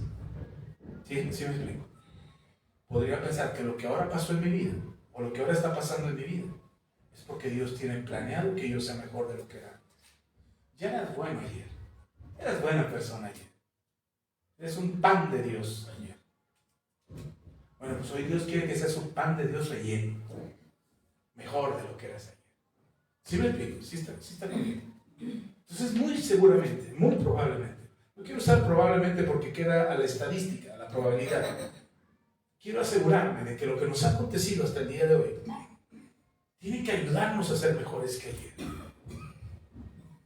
Entonces, aún lo que te aconteció hoy, lo que te faltó hoy, lo que te equivocaste hoy, lo que hiciste hoy, tiene que ayudarte a reflexionar. Serías un caradura, serías un necio, un terco. Si lo que te aconteció hoy, tú dices, así soy, ¿y qué? Eso sería ser un caradura. Porque entonces, en lugar de mejorar, en lugar de cambiar, en lugar de ser transformado por el amor de Dios, te entercas en tu necedad en ser quien eres. Si me la paso culpando al mundo, es que a mí me va por la culpa de la hermana, es que a mí me pasa por la culpa de la hermana, es que a mí me acontece por culpa de mi esposa. Si yo empiezo a culpar al mundo de lo que me acontece y de lo que a mí sucede y de las decisiones que yo tomo, y es culpable de todo el mundo, menos yo no asumo mi responsabilidad, soy un caradura. Soy un orgulloso, soy un soberbio que no va a cambiar. Y entonces, ¿el qué me puede ayudar para bien? Nada. La única conclusión que puedo tener es que no ha conocido a Dios. Porque Dios es amor. Y lo que nos mueve a nosotros a hacer lo que hacemos y a decidir lo que decidimos y a movernos como nos movemos es el amor que Dios ha puesto en nosotros. Ahorita llego ahí y ya espero que me alcance el tiempo. Ya me pasé. Ok, sigo leyendo. Versículo 30. Ya luego, no sé si ya lo leí. A los que predestinó, a estos también llamó, a los que llamó, a estos también justificó, y a los que justificó, a estos también glorificó. ¿Y qué pues diremos? ¿Qué pues diremos a esto? Si Dios es por nosotros, ¿quién contra nosotros? El que no escatimó ni a su propio Hijo. Ojo con esto, escuche esto, por favor. El que no escatimó ni a su propio Hijo, sino que lo entregó por todos nosotros, ¿cómo no nos dará también con Él todas las cosas? Y tú sufriendo porque no tienes para la tortilla. Si ya Dios dio a su Hijo. ¿Ya dio quién? ¿A quién? ¿Usted cree que su Hijo no era valioso para Él? ¿O era el hijo que, ya quiero que se vaya el hijo de la casa, ya? No, claro que era valioso para Él. Su único, su unigénito. Ninguno era hijo. Todos pasaron a ser hijos hasta que Jesús murió en la cruz. Ninguno era hijo. Eso dice, todos somos hijos de Dios. Mancos quisieran. No todos somos hijos de Dios. Todos somos criaturas de Dios. Creación de Dios. ¿Sí está conmigo? Pero tenemos tanto valor como un perrito. ¿Sí está conmigo? ¿Sí me sigue? Tienes el mismo valor que un borrego. Tienes el mismo valor que una planta. Si no eres hijo, eres criatura. Solo eso. Hasta que eres hijo. Y de acuerdo a lo que dice el Evangelio de Juan, capítulo 1, versículo 12. A los suyos vino, mas los suyos no le recibieron. Pero a los que le recibieron, a los que abrieron su corazón, Dios les dio potestad de ser hechos hijos de Dios. Solo los que le recibieron. ¿Nota la diferencia? El mundo puede decir que es hijo de Dios, pero no somos hijos de Dios. Y por eso el mundo es un caos. ¿Has tenido hijitos de otros en tu casa? El asunto es que el hijo de otro agarre confianza en tu casa. ¿No has visto cuando un hijito de otro agarra confianza en tu casa? ¿Cómo es en tu casa? Ay, hijito, a ver cuándo me visitas otra vez. ¿Verdad? ¿Lo puedes regañar? No. ¿Le puedes decir algo? Hasta cierto punto. Yo me acuerdo que había una casa de una hermana, que íbamos a visitar a nosotros, y al mismo tiempo que íbamos nosotros, iba otro matrimonio con sus hijos. Y entonces una ocasión me tocó verla, cuando íbamos llegando, llegamos antes de la hora de la cita. En ese tiempo de que hacíamos las reuniones de matrimonios, se tenía que dar un seguimiento en los hogares a los matrimonios. Y nosotros éramos los líderes que llevábamos el seguimiento. Entonces llegábamos con nuestros hijos, no teníamos con quién dejar a nuestros hijos. Llegábamos con nuestros hijos y la hermana dice, no, tráiganlos, no hay problema. Y un día llegamos y nos dimos cuenta, llegamos antes de la hora y nos dimos cuenta que que la hermana estaba guardando cosas. Los juguetitos, muñequitos, los subía arriba, los peluches que tenía en la sala los escondía y todo. Y nos tocó verla. Y entonces cuando llegamos la hermana, ay hermanos, pásenle. Nosotros le dijimos, no hermana, termine, no se preocupe, esperamos acá afuera. No, dice, pásenle. Ya terminé. Y entonces nos dimos cuenta por qué la hermana, porque los otros niños, no mis hijos. Bendito a Dios, mis hijos siempre se han comportado en casa ajena. Y hasta la fecha, siendo ya adultos todavía, lo hacen muy bien. Y pero los hijos del otro matrimonio eran. Entonces al final de la reunión, el matrimonio se disculpan. Dice, hermanos, perdonen, es que me vieron guardando las cosas. Dice, es que no es por ustedes, es por los otros niños que ya nos habían visitado antes. Nos destruyeron cada cosa. Y luego, ¿por qué no les dice a los hermanos? Dice, porque se ofenden. Se ofenden. Si uno le dice algo a sus pequeñitos, se ofenden. Y aquí estas reuniones son para restaurar matrimonios. Imagínense, si nosotros ponemos el dedo en la llaga, pues esto no se va a restaurar. No se preocupe. Lo mismo pasa con el Señor. ¿Cómo Dios va a ponerle disciplina a quienes no son sus hijos? ¿Cómo Dios va a corregir a aquellos que no quieren escucharlo? ¿Cómo le hace Dios? A la fuerza.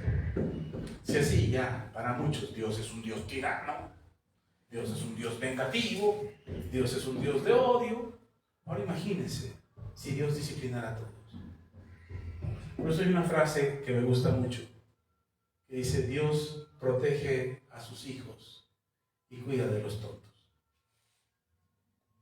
Porque sí, hay muchos tontos que necesitan ser cuidados por Dios, pero sus hijos los protege.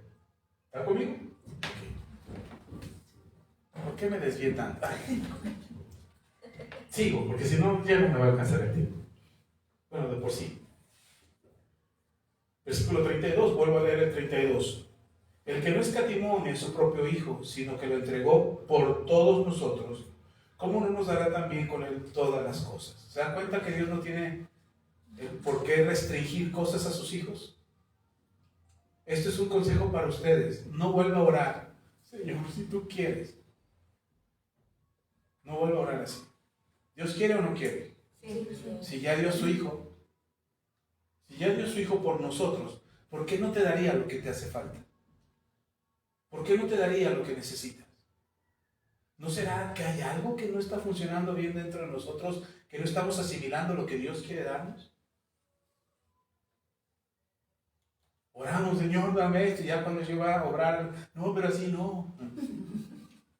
Es negro, ya, te lo va a dar negro. No, está muy negro, más grisecito. ¿No será que ni siquiera nosotros sabemos lo que queremos? ¿Que por eso no recibimos lo que pedimos? No acabamos de leer que todo lo que pidiéramos al Padre lo vamos a recibir. Amén. Y aquí nos confirma Pablo que ya Dios nos dio todas las cosas. Si ya nos dio a su Hijo, ¿por qué? ¿Acaso vale más un trabajo? ¿Un salario que necesitas? ¿O acaso vale más una casa que su Hijo? Señor, dame la casa, porque aquí no me come. ¿Acaso Dios no tiene pensado dónde vas a estar? Pero quizás algo no está funcionando en nosotros. Porque resulta que lo que estamos pidiendo, no lo estamos pidiendo correctamente, ni conforme a su voluntad. Señor, dame una casa, ya que se muera mi mamá, para heredar la casa. Oh, espérate, pues así no es la oración. Cuidado, hay que orar correctamente. ¿Sí está conmigo? Ok. Mire, yo le dije, mi papá se compró una casa. Nosotros nos compramos una casa. Vendió esa casa, nosotros vendimos la casa. Mi papá compró otra casa, se hizo una casa y tuvo esa casa. Ya esa casa la está vendiendo. Y se hizo otra casa. Ya mi papá lleva 3 casas y la tercera casa le iba a poner alberca. Nos falló la petición porque ya no le puso alberca. Decía, ¿para qué quiero alberca? Estoy viejito y ya no le puso mi papá, para los nietos. No estaba pensando en mí, pero yo ya lo dije un poco. Le dije, yo todavía quiero otra casa. sea que yo puedo todavía aspirar a una casa más. ¿Sí está conmigo? Entonces mis hijos no deberían de pensar, ay, si Dios quiere darme una casa. No, si su abuelo tuvo una casa, otra casa, otra casa. Su papá tuvo una casa, una segunda casa. Y va a tener una tercera casa. Es más, nosotros ya cubrimos el requisito porque tenemos 2 casas ahorita. 2 que son una.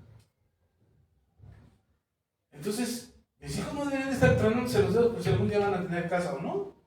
Dios mío, ¿qué vamos a hacer? ¿Nos tocará alguna vez? No. Y lo pongo como ejemplo en algo material y en algo terrenal. Hermano, ¿pero por qué Dios no te daría lo que necesitas? ¿Qué méritos no estás haciendo para merecer? Eso es mentira. Los méritos los hizo Jesús. Y Él ya te lo dio todo. Amén. Empiece a orar de manera distinta. Y eso entra dentro del amor de Dios. Todavía no termino. Esperen, es que luego me sale lo enojado y me da coraje, pues que. Versículo 33.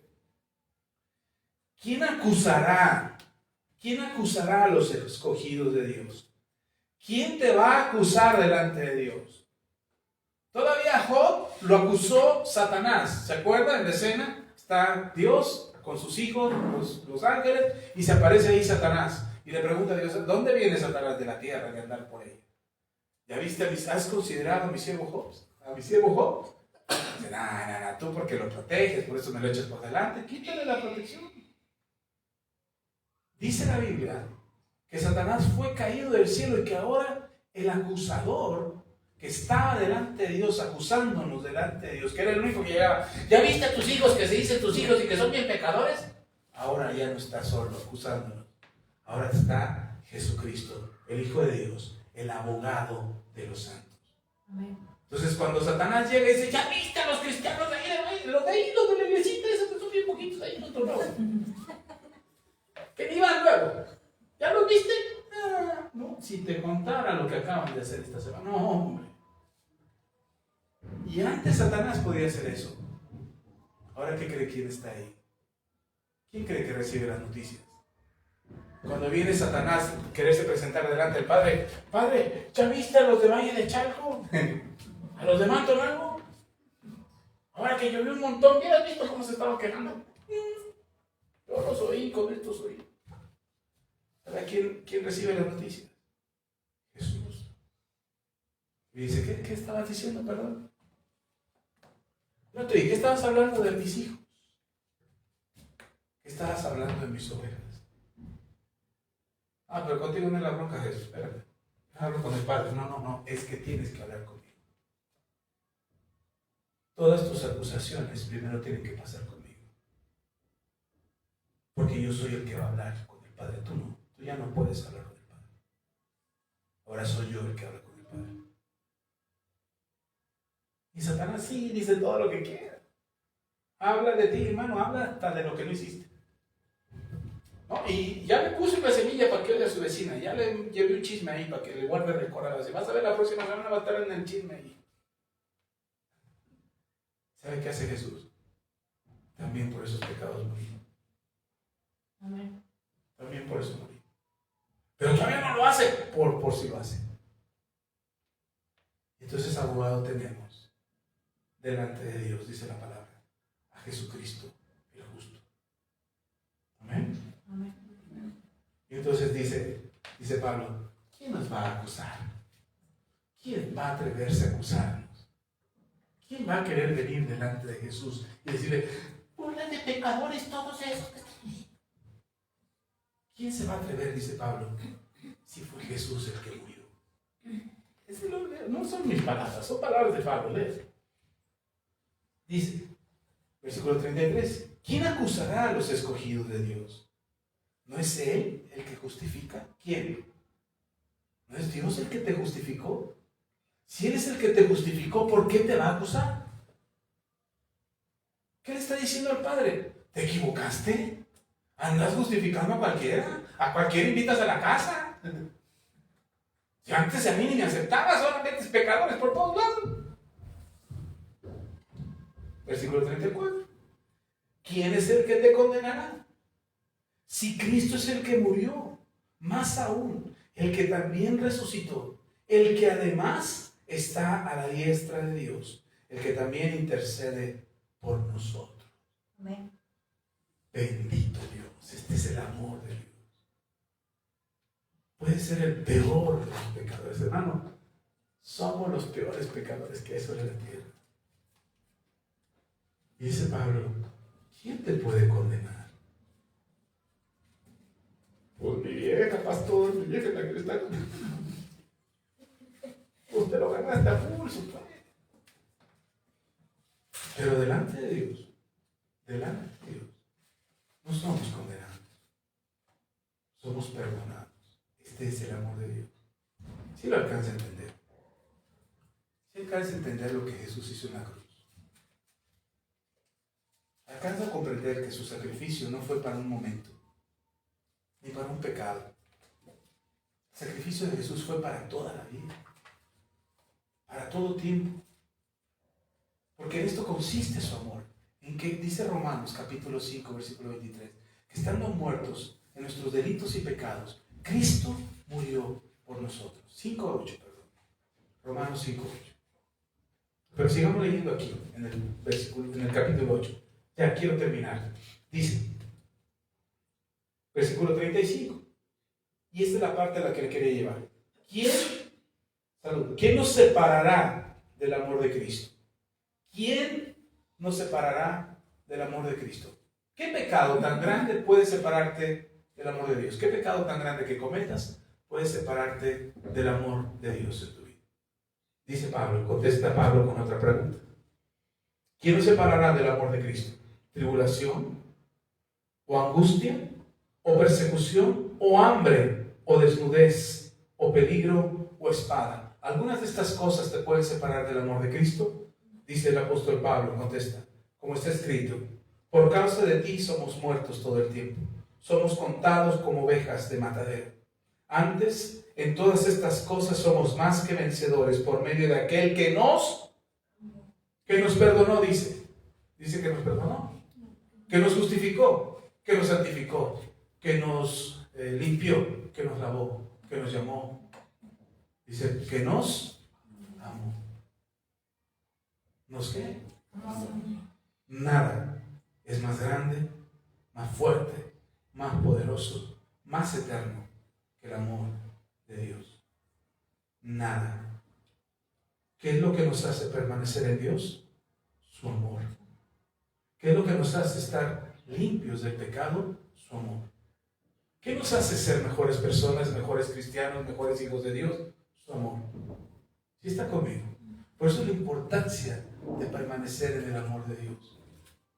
Por eso la importancia de permanecer en su búsqueda. Por eso te invitamos a congregarte, no para hacer más en la iglesia. Bueno, nos encantaría hacer más.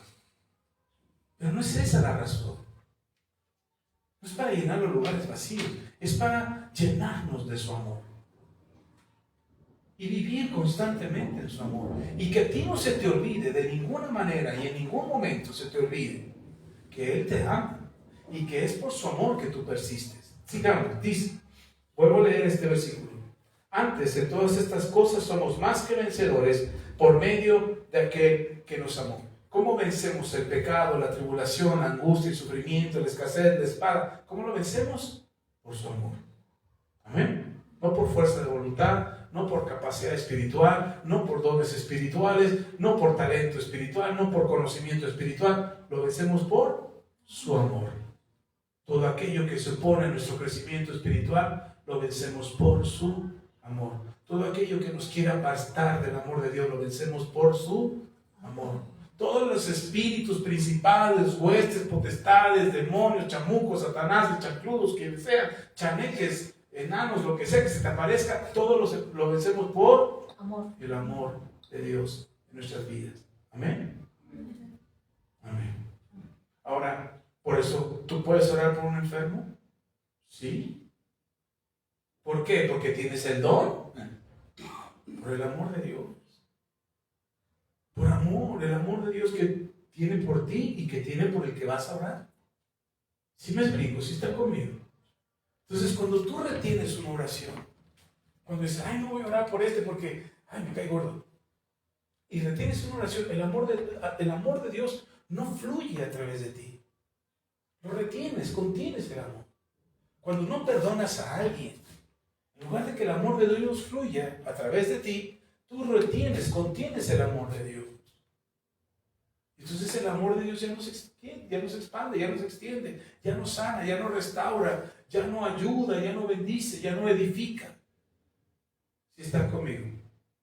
¿Amén? Entonces lo que hacemos, ¿por qué lo hacemos? Por amor. Porque entendemos el amor que Dios ha tenido por nosotros.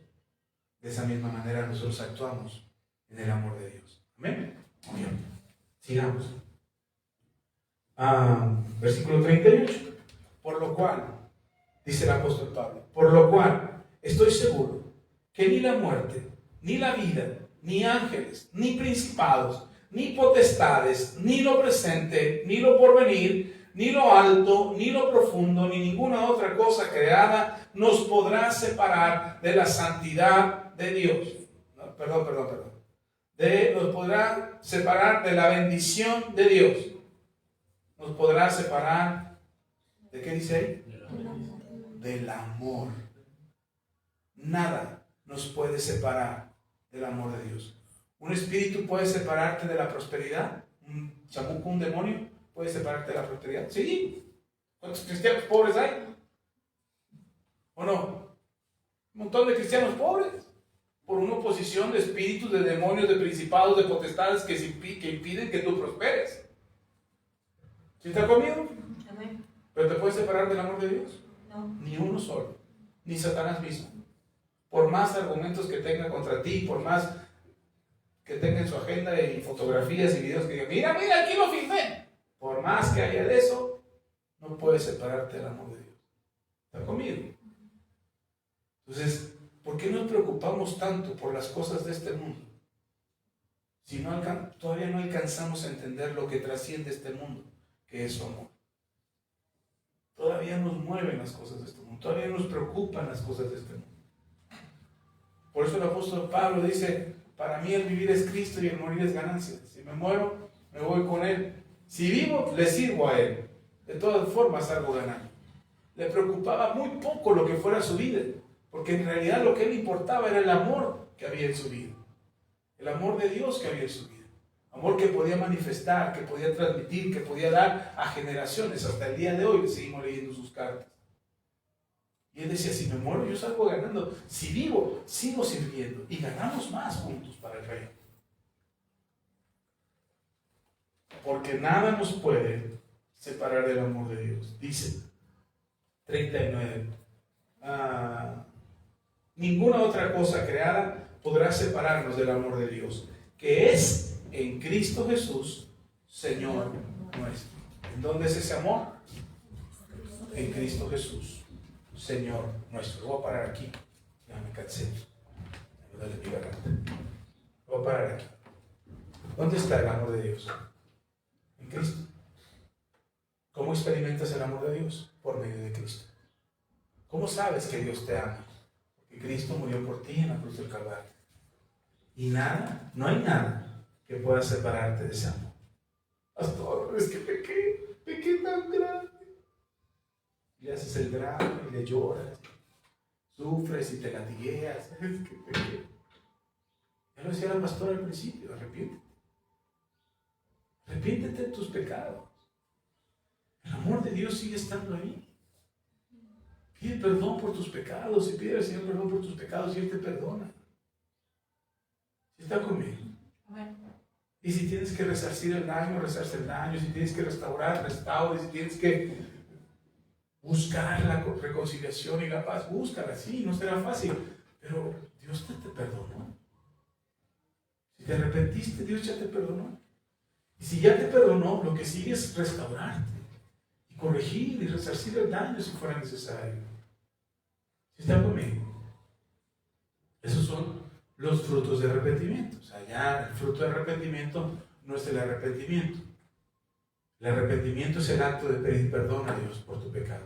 El fruto de arrepentimiento es lo que restaura el daño que hiciste por el pecado que cometiste. Esas son las cosas que vienen después del arrepentimiento. ¿Está conmigo? Ok. Vamos Vamos a orar. Y no hemos terminado con la introducción del amor. A nuestros hermanos en línea, perdonen al tosijoso, pero lo estamos recuperando. Espero que esta palabra haya sido de bendición. Vamos a orar, ¿te parece? Amén. ¿Cuántos? No levante la mano ni se exhiba públicamente, pero ¿cuántos realmente han experimentado el amor de Dios? Al punto como se los expliqué hace un momento, al decir, híjole, de verdad entiendo que Dios me amó, sin merecerlo, sin ser digno de ello, pero entiendo su amor. Pero además no solamente eso, sino que ahora te lleva al siguiente paso, que es poder experimentar ese amor. Saber que Dios te amó es fácil, es sencillo. De hecho, puede ser un acto de fe, simplemente decir, Dios me amó. Pero entender a profundidad el amor de Dios y que ese amor fue lo que llevó a la cruz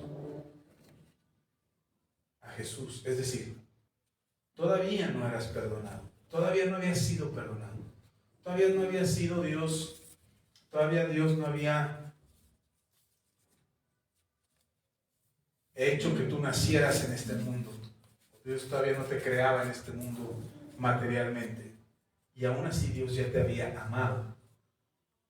Al punto de decir, por causa del pecado de un hombre, que era Adán, bueno, Adán y Eva pecaron, tu futuro estaba destruido, o está destruido, por causa del pecado de Adán y de Eva. Y aún así Dios dice, ok, el pecado de Adán sucedió, no queríamos que sucediera, sucedió, pero tenemos que restaurar el pecado. Que ese pecado no afecte la vida de las generaciones que vienen. Y entonces envió a su Hijo a morir para restaurar el daño que ya había sido hecho en tu vida. De ese tamaño es el amor de Dios. Que Dios no quiere que tu vida se vea afectada por el pecado que alguien más cometió. ¿Sí me explico? Amén. Puede que tú estés sufriendo el pecado de tus padres. Hasta hoy todavía sufres ese pecado. Puede que estés sufriendo el pecado de alguien más que te afectó, que ni siquiera de tu familia era, y afectó tu vida de alguna forma. Entonces, chao, esto no me lo esperaba, pero sucedió. Bueno, pues el amor, eso es lo que restaura.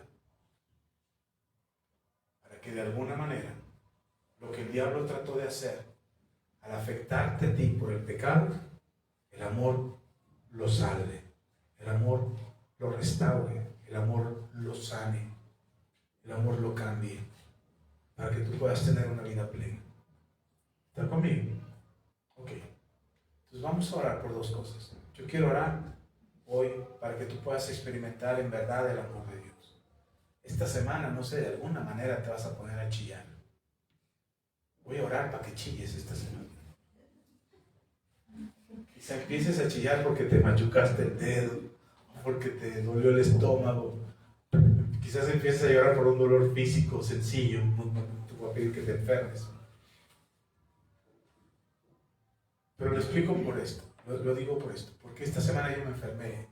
Cuando empecé a sentir el mal que me estaba agobiando, y además a recordar que ya lo había experimentado, y sobre todo experimentar lo que sentí en aquel momento, sentí que me moría. Fue esas veces que le digo que me ahogaba con una tos crónica y me ahogaba y se me ponían los labios morados y se me iba el aire y sentía que me moría y yo le decía, Señor, te encargo a mis hijos, Señor, a mi esposo, la iglesia, porque sentía que me moría literalmente. Era un pánico, era terror lo que sentía, que la libré, gracias a Dios. Y empecé a sentirlo otra vez, y en cuanto lo empecé a sentir, me vino ese pánico otra vez. Empecé a sentir terror, y le estuve a punto de decir a mi esposa, háblale al médico que me atendió y que me dio el tratamiento que me sacó adelante. Estuve a punto de decírselo a mi esposa. Entonces se lo sugería así como diciendo, es el doctor Israel, él fue el que me atendió. Y digo, no está en tu trabajo. Esperando que ella me dijera, pues le hablamos, ¿no? Ahorita que te dé el mismo tratamiento.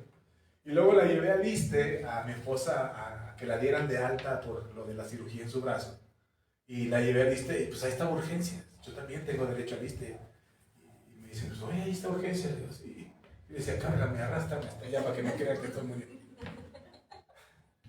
La atendieron, salimos, ya cuando salimos me dice, pues, no vas a pasar urgencia. Estás viendo que me estoy muriendo, mujer, y dices que no voy a pasar. Y me enojé, me indigné. No, pues no vamos, ya, vámonos.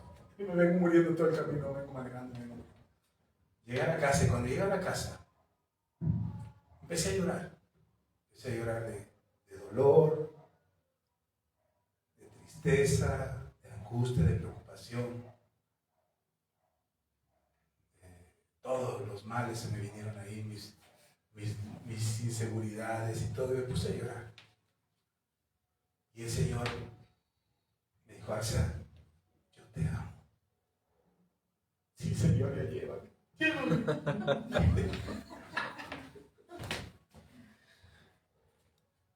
Y decía, yo te amo. No necesitas un médico. El Señor me recordó, tenemos un acuerdo entre tú y yo.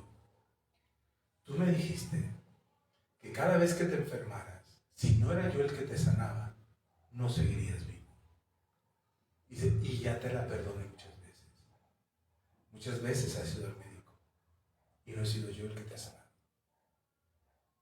Déjame demostrarte que soy yo y que te amo. No tomé nada. Me dormí, me acosté a dormir y decía, si de esta despierto, Señor, seguimos luchando. Volví a despertar y todo el mal que me vino se fue. Estoy en recuperación, me sigo recuperando. Todavía hasta ayer que llegó mi hijo me sentía mal. Luego nomás bajé a comer, ¿qué comí? Una manzana. Una manzana. Me volví a subir. Si mi esposa, ¿te vas a dormir? Le digo, sí. Me voy a morir solo. Drama. Me volví a subir, me volví a dormir. Y hoy en la mañana, a las 5 de la mañana, el Señor me despertó. Dice, Axel, vamos a platicar.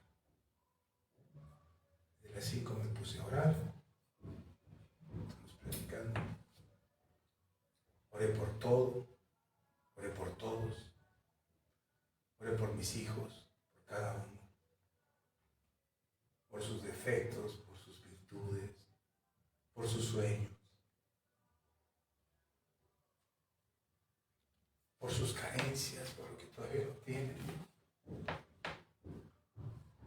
Y cuando quiebras tu corazón, lo haces chiquito, empiezas a entender lo grande que es su amor. Por eso quiero que chillen, que se puedan dar cuenta cuán grande es su amor. Pero chillen con él, no chillen por sus desgracias. Ay, sí, pastor, lloré por la telenovela. Ay, esta Martina que no la entiendes. Lloren en su presencia. Lloren delante de Él. Dejen ahí todas sus preocupaciones. No se hagan los duros como yo. Yo soy duro. Yo aguanto todo. Si estoy cansado, aguanto. Si ya me pegan, me levanto. Y si me tratan feo, pongo la otra mejilla. Y pégame. Trátame mal. Ódiame más, dicen. Ódiame más. Quiébrense. Quiébrense delante de su Dios. Lloren. Lloren como nunca antes lo han hecho. Ahí, en secreto, a solas. Y díganle cuán débiles son y cuán tontos han sido o tontas. Cuán faltos de entendimiento, cuán duros ha sido su corazón, creyendo que ustedes solos pueden. Y que han resistido a la mano de Dios y a su amor. Y cómo han puesto esas paredes que se han vuelto macetas que les han impedido crecer en el Espíritu, creyendo que ustedes son suficientes.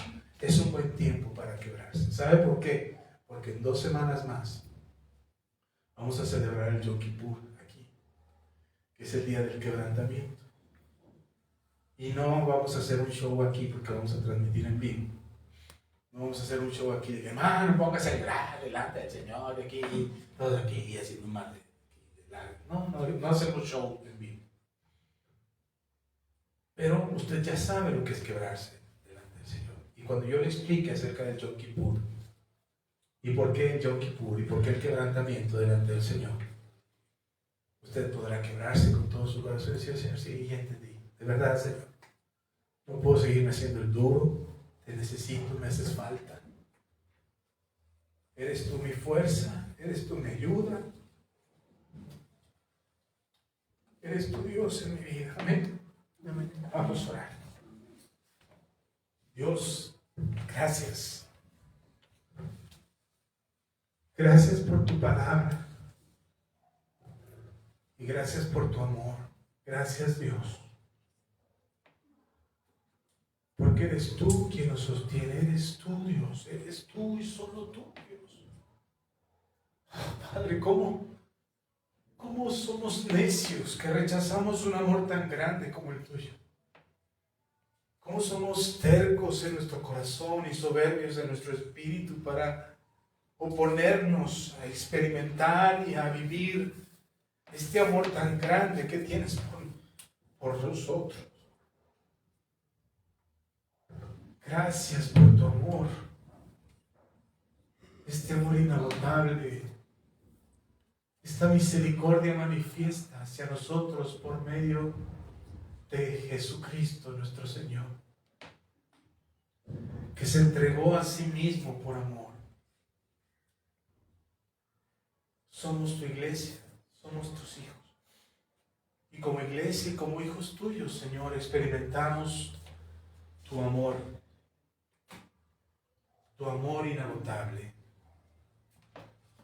tu amor incondicional. Tu amor no tiene condiciones. Tú nos has amado a nosotros primero y has mostrado tu amor, Señor, por nosotros. Gracias.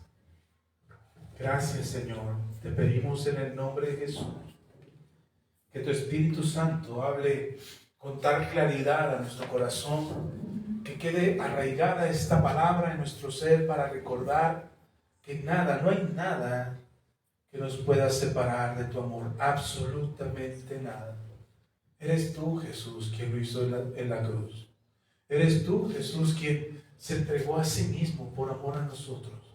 Gracias, Señor. Gracias en verdad por hacernos sensibles a tu amor y poder experimentar tu amor. Y hoy nos acercamos a ti porque entendemos el amor que has tenido por nosotros, y nuestro orgullo y nuestra voluntad obstinada se ha quebrantado ante la sensibilidad de tu amor, que restaura y sana nuestras heridas y toca nuestro ser para que seamos transformados y acercarnos a ti con gratitud. Gracias en verdad por eso. No hay manera de agradecerte el amor tan grande que tienes por nosotros. En el nombre de Jesús. Amén. Amén. Déjeme orar por usted. Padre, no te pido mucho. Muchas veces esto. Y no te lo pido mucho porque no queremos ser una iglesia que se mueve en la manipulación. Es muy delgada la línea, Padre, entre ser sensibles a tu espíritu y manipular a la iglesia para que puedan sentir algo. Pero hoy sí te suplico, que lleves a tu iglesia, a cada uno, a cada hermano y hermana, a experimentar y a sentir tu presencia en esta semana, en estos días. Que puedan doblegarse ante ti, quitar todo orgullo, toda soberbia, toda idea equivocada o toda imagen errónea de sí mismos, creyendo que pueden ser fuertes y soportar, creyendo que pueden ser fuertes y resistir y aguantar los embates y la adversidad de la vida. Te pido que esta semana, Señor, sean sensibles a tu voz. Llévalos a un encuentro contigo, llévalos a un tiempo contigo, a una experiencia contigo, a un momento personal contigo, a un momento en tu presencia, a un momento, Señor, donde todo orgullo y toda soberbia se caigan se doblegue ante ti, ante tu perfecto amor. Y ese perfecto amor eche fuera el temor de la incertidumbre, de una vida que ofrece muchas cosas, pero que nadie tiene la seguridad de estas ofertas que el mundo hace a su vida. Pero en ti, Señor, en ti tenemos la promesa de que nada nos puede separar de tu amor y que todo coopera para bien. Dales esta certeza, esta experiencia personal a cada hermano, a cada hermana. Ni siquiera tienen que alardear de ello, ni siquiera tienen que presumir de eso, ni siquiera tendrán a veces ni oportunidad de compartirlo, pero ellos sabrán en lo más profundo de su corazón que han tenido ese momento de encuentro en el amor tuyo, ese encuentro sobrenatural, ese encuentro de amor que sobrepasa todo entendimiento y que rebasa, Señor, su propia concepción de ti mismo, Señor, de ti, Dios. Ahora ellos te conocerán cara a cara y sabrán que todo ha sido para bien, que todo los llevó a este momento, a un encuentro de amor contigo. En el nombre de Jesús. Amén. Amén. Y amén. Amén. Puede ocupar su lugar. Oramos por nuestros hermanos en línea. Hermanos, qué bueno que nos ven y nos escuchan. Si quieren saber qué es esto de la ofrenda especial del día de Yom Kippur, manden un mensaje privado o aquí en los comentarios y yo les haré saber personalmente de qué se trata. Gracias a todos, gracias por sus oraciones, gracias por sus palabras de aliento, gracias por sus bendiciones, en verdad, gracias por todo. El Señor les bendiga. Nos vemos en la próxima transmisión. Hasta la próxima.